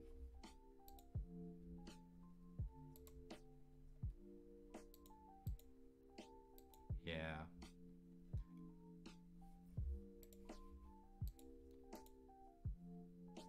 Yeah, but you know, you're a math guy, so I don't know whether or not you have like a good development of social cues. So this is to be expected.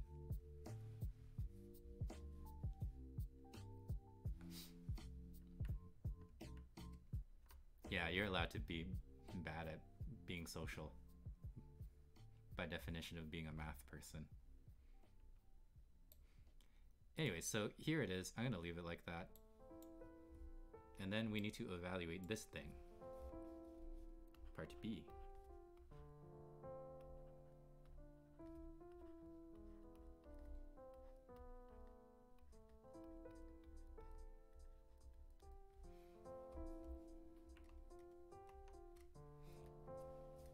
Okay, let's distribute the integral in and pull out some coefficients.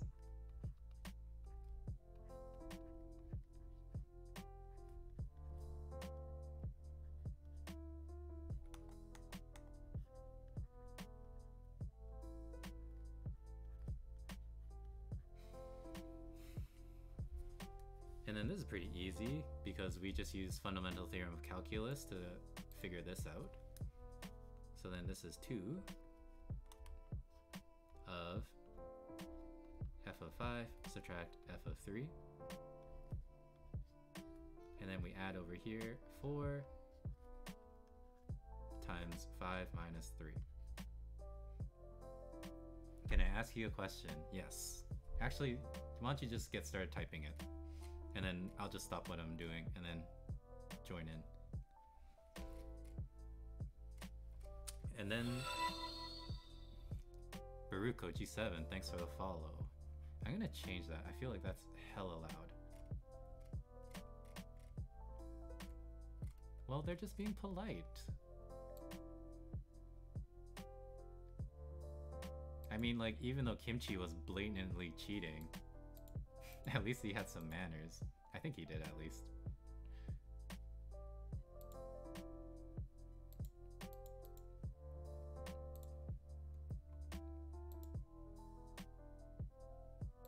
Okay, let me change the volume because that's really loud in my ears, and I don't know if it's loud in for you guys.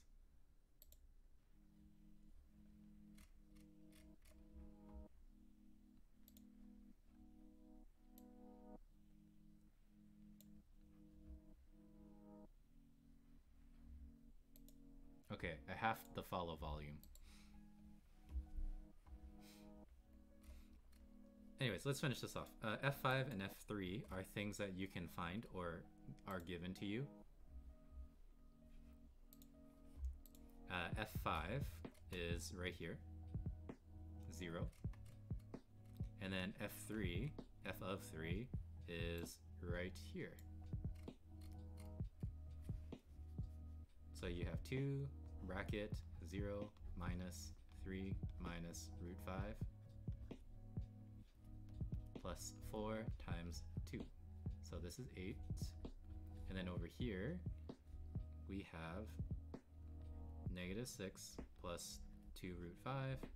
So this becomes 2 root 5 plus 2. Alright, let's see what this is. Spades has said.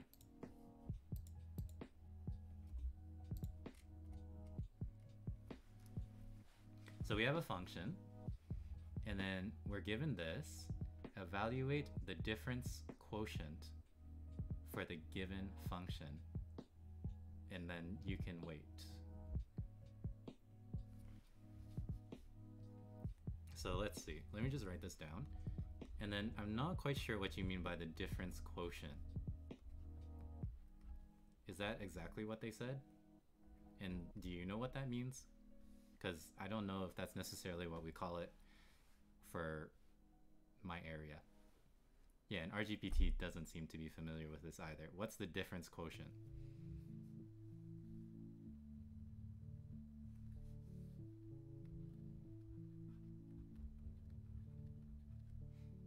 This seems calculus.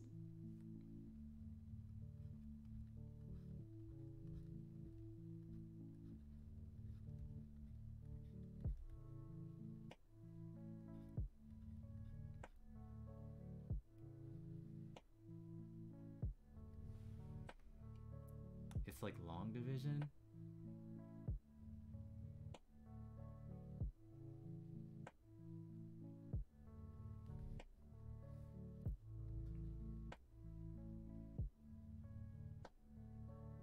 Oh, I see. Okay. They want you to simplify this. This is the difference quotient. If you don't know, no, I think I know what you're trying to do. So, according to RGBT, this is the difference quotient right here, I think. Yeah, I know this is first principles. So we basically have F, and then you want to substitute in 4 plus H and 4 into here, subtract them, and then we're just gonna make it look pretty, essentially. And then this is a precursor to something you're gonna do later, because what you're more or less trying to do right now is take a derivative by first principles, but don't worry about that. Essentially, I think what you're trying to do is this. First, let's do this in parts to stay organized. I'm gonna substitute in 4 plus H, so for X.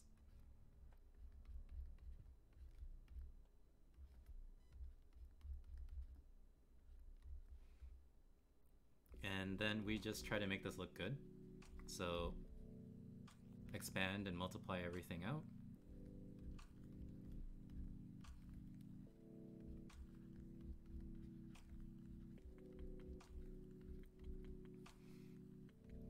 And then collect like terms. So let's see.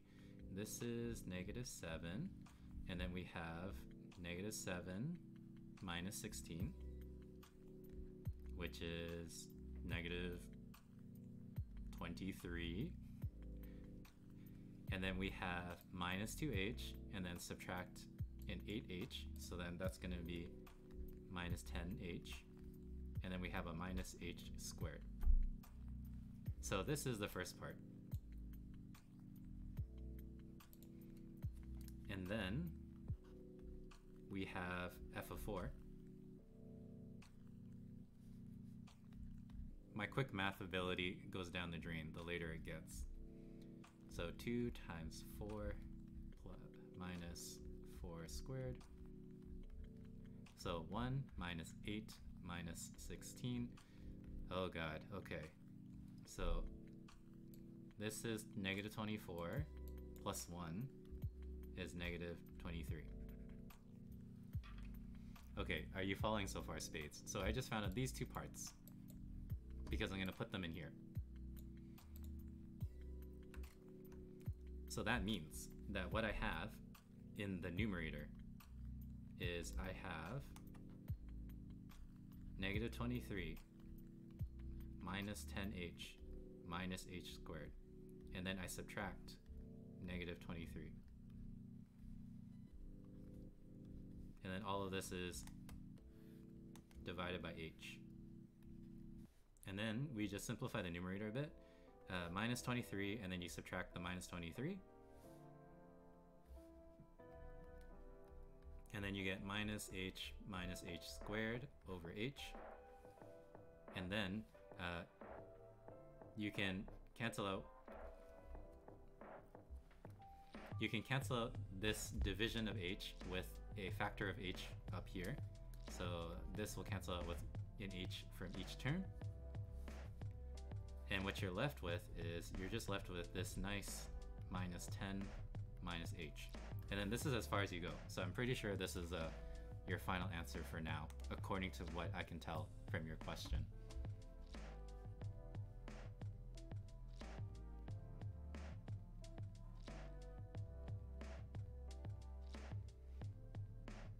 And that seems like what they want. This is like a weird half question.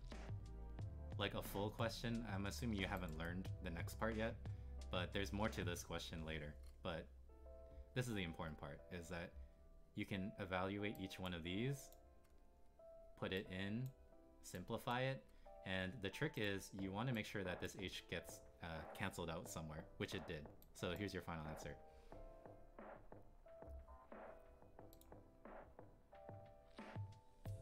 Yeah, you just start calculus, right?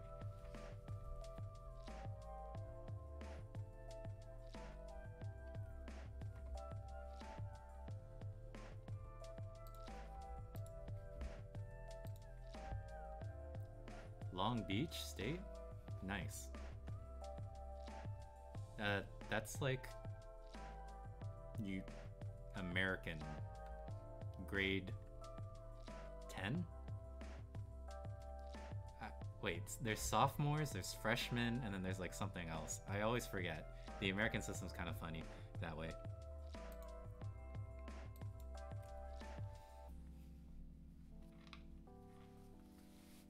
Oh, first year college, dang, okay.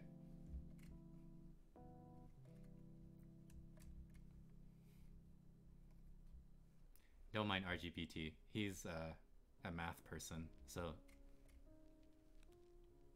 he's a little awkward sometimes. Anyways, okay, I think I figured this one out. And then, let's see, now we have G. So G is from -2 to x of f.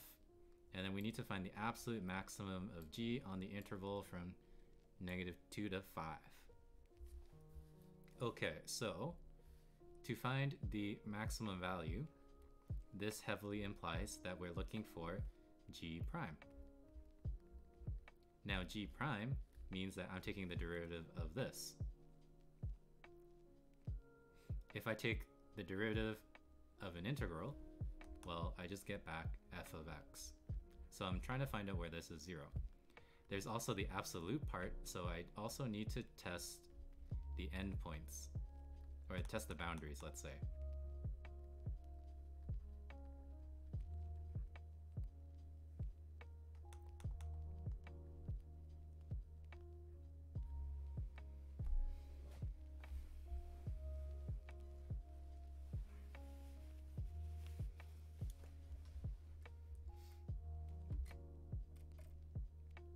Anyways, okay, so from -2 to 5, where is my function 0?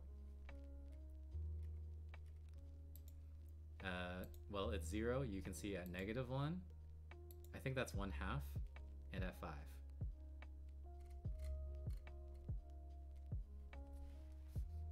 Don't use big words with her. She's not gonna know what it means. Especially big math words. Axiomatic. See? I told you, she doesn't know what that means.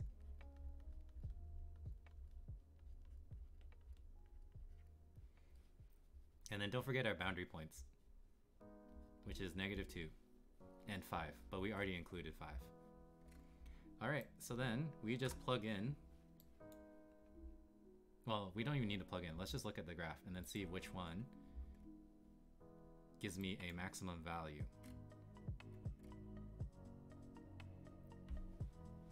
Wait a minute, never mind. I gotta do an integration. This sucks. So these are my x values that could possibly lead to an absolute maximum. And then we do an integral for each one. So from -2 to 1 of f of t dt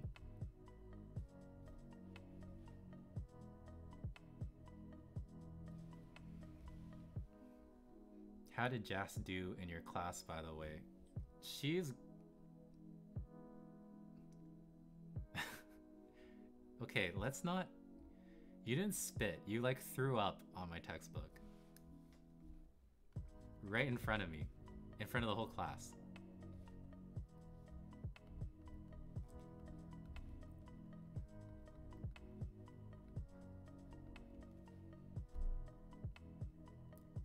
Yeah, you borrowed my textbook, and then you drank some sort of smoothie, and then you spit it all out on the textbook.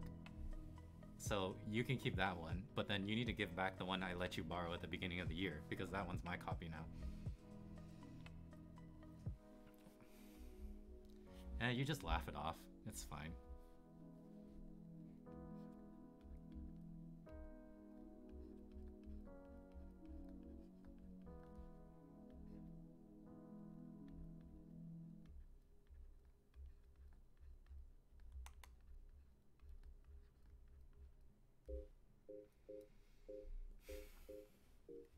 Yeah, as long as it's not my textbook. Alrighty, so we plug in all of these various x's to calculate which one gives us the biggest g. I really don't want to do this. But it shouldn't be that bad, because we just calculate areas. Yes, she's back. She gave birth, and she's back. Okay, so from -2 to -1,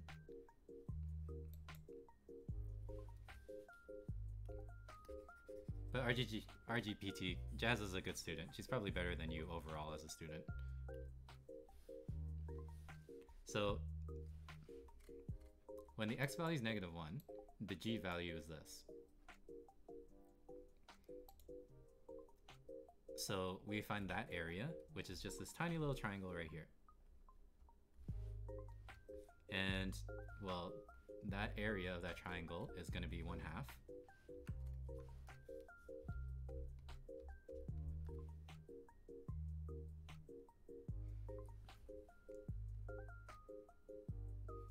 Yeah, and where did it get you, huh, RGBT? Where are you now?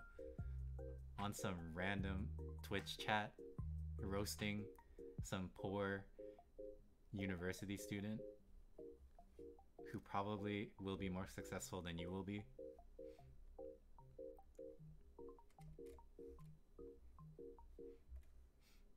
Define success.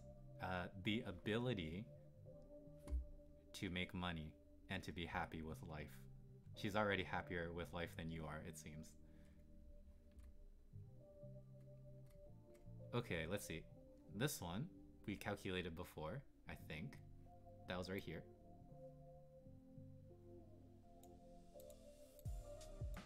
Which is this part.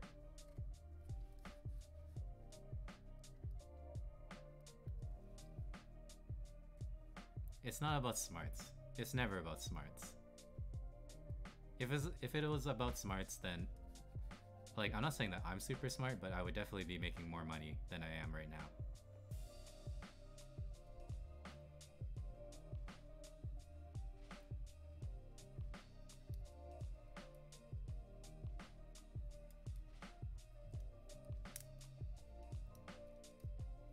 Don't make this weird.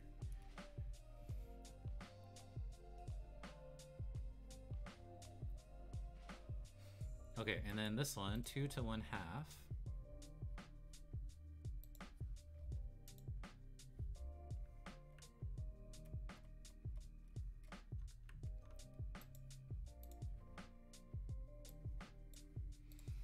So the integral for -2 to 1/2 is these three areas right here. But we already know that these two, I should use a different color. These two are going to sum to 0. So essentially, all I'm trying to do is find this area of this little triangle. So that's 1 times 1/2. So base times height divided by 2, which is 1/4.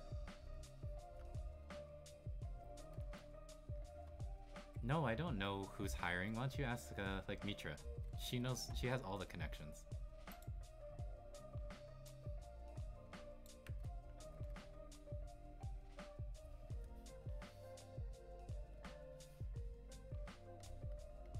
So this is 1/4. And then of course from -2 to -2 means nothing, so 0.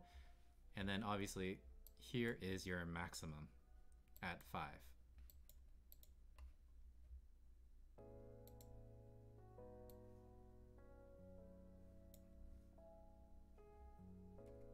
The community center is nice. Okay, and then let's finish off this question. D. Find this limit. Okay, hold on. The only issue with finding limits is if you can't plug in the actual limit value. So let's see. Can I plug in 1? I can plug in 1 here. Can I plug in 1 in here? The derivative of f at 1.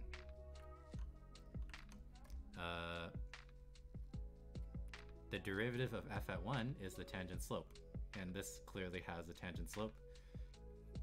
So I can plug in 1 in here. I can obviously plug in 1 into the function, and I'm pretty sure I can plug in 1 into arctan, and that's going to be pi over 4. So easy peasy. Plug stuff in. 10 to the power of 1. 3 times f prime at 1. So the tangent slope at 1 for your graph is a slope of 2. So this slope you can see is 2 over 1. So this is 2. I divide this by f at 1, which is just the y value 1.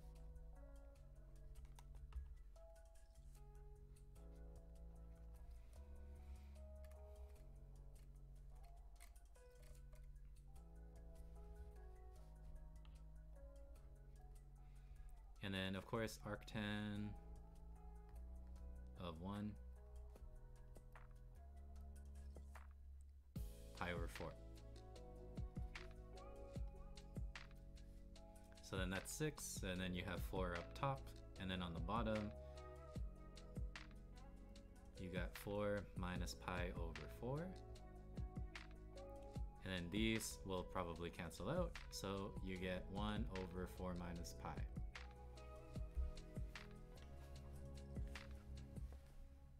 Yeah, female streamers have an innate advantage.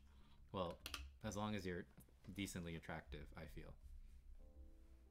Could you imagine? Like, I wouldn't even be a teacher if I was a girl. Cute Asian girl, maybe into anime and video games. I would just be on Twitch or Instagram or something. OnlyFans. Either way, get the simp money.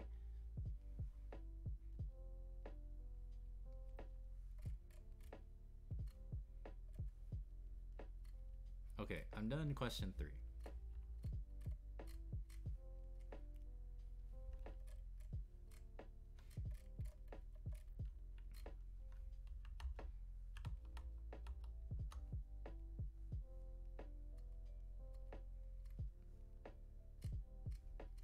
How many questions are there? There's 6. There are children here? They're teenagers at worst. And I tell them in my class too, that you shouldn't judge OnlyFans, because you know what? They make lots of money.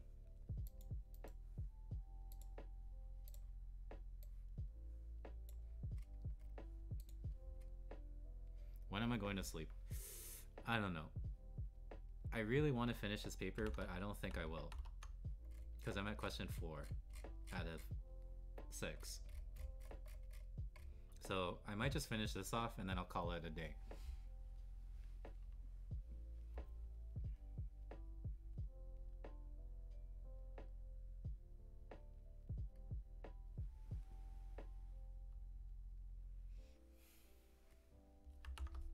I'm not going to comment on that RGPT.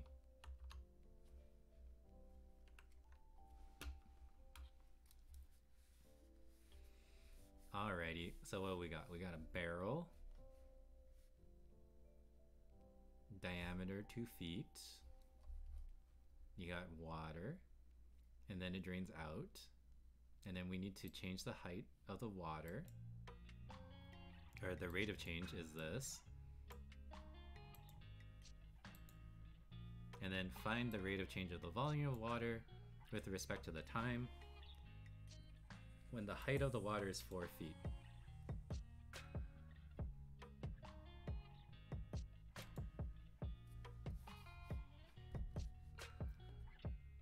Okay, so part A. First, let's start with the volume equation.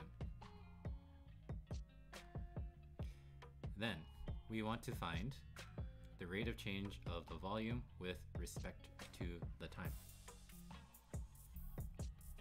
Now, something to keep in mind is that essentially the radius is constant.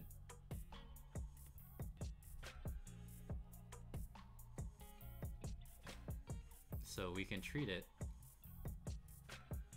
as a constant, this entire thing.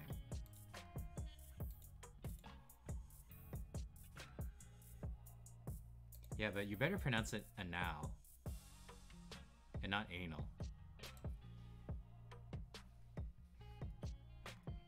So if I were to take the derivative of this, then I just get pi r squared dh by dt. You know how everyone pronounces it. Yeah, anal, because it's short for analysis.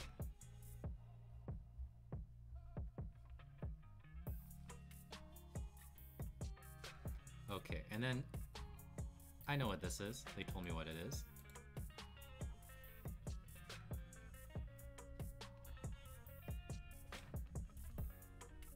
And then I know the radius is 1, so I can just plug in 1.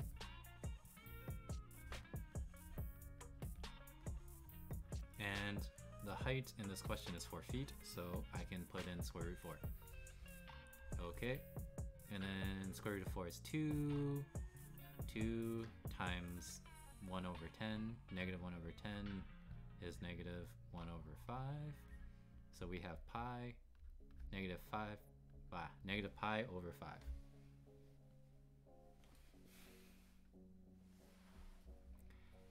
So there is your dv dt.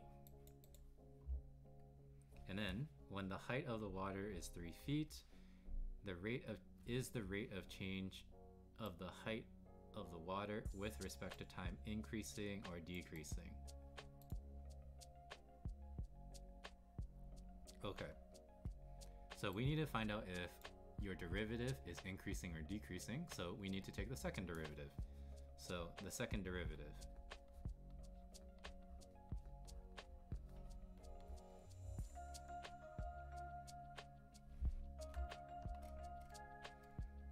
Easy enough to do. Negative 1 over 10, and then 1/2 h negative 1/2. And then at 3 feet, well, it's clearly going to be negative if you plug in 3. Because you have a negative 10 multiplied by a positive 2 multiplied by 1 over square root 3.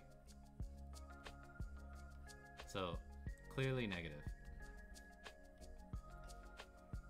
Thus, we know that this is decreasing.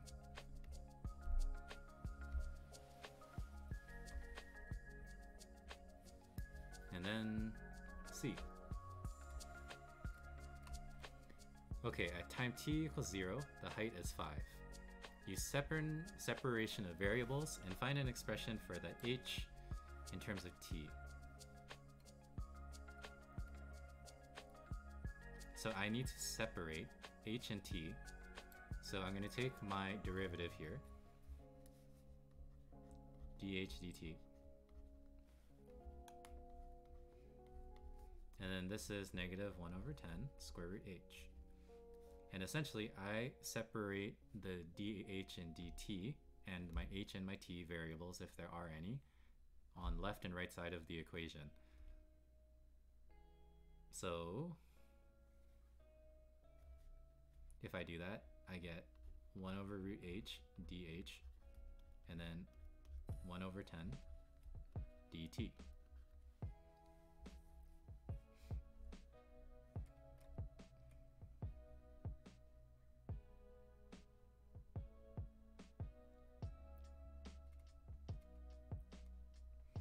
And then I need to find h in terms of t. Okay. So we do an integration, right?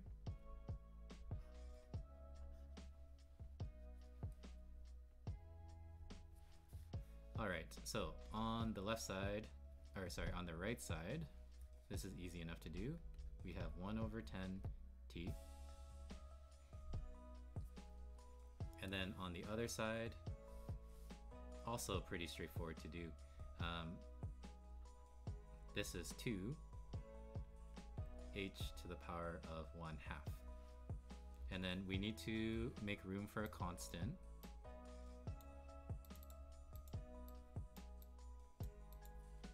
And you only need 1, so you don't need to add a plus c over here as well.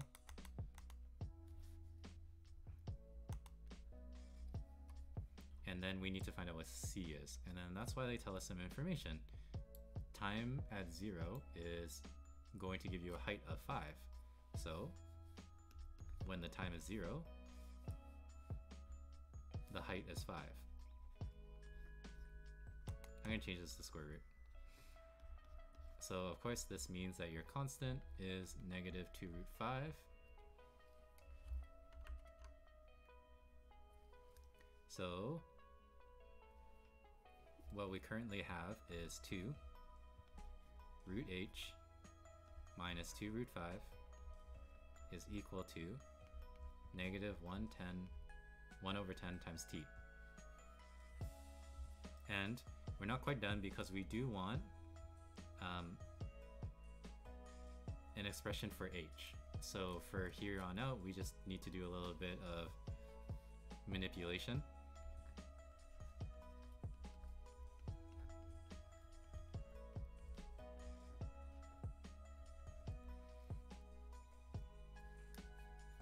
And we are almost done.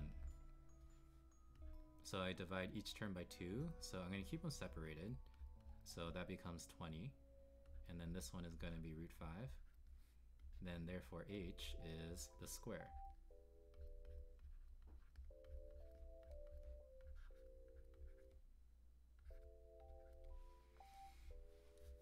And now we can call h a function of t.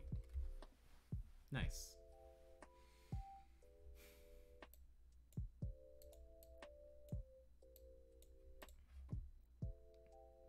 And I think I'm done the question. So I think I'm actually going to call it here, guys, because, well, it's been like over 2 hours, which is my general target time, but that's okay. It was fun. I will probably continue this paper next time, which is, I think, Sunday, around the same time. So feel free to join in. Again, feel free to ask questions if you need help. Yeah, you're welcome. And you know what? You guys go follow that other dude. Can you post his name? What is it? Tayo Inoue, right?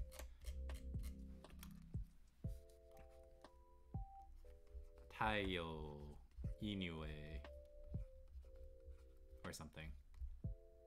Yeah, there it is. Go follow him too, because you know what? He deserves it. And he's probably better than me.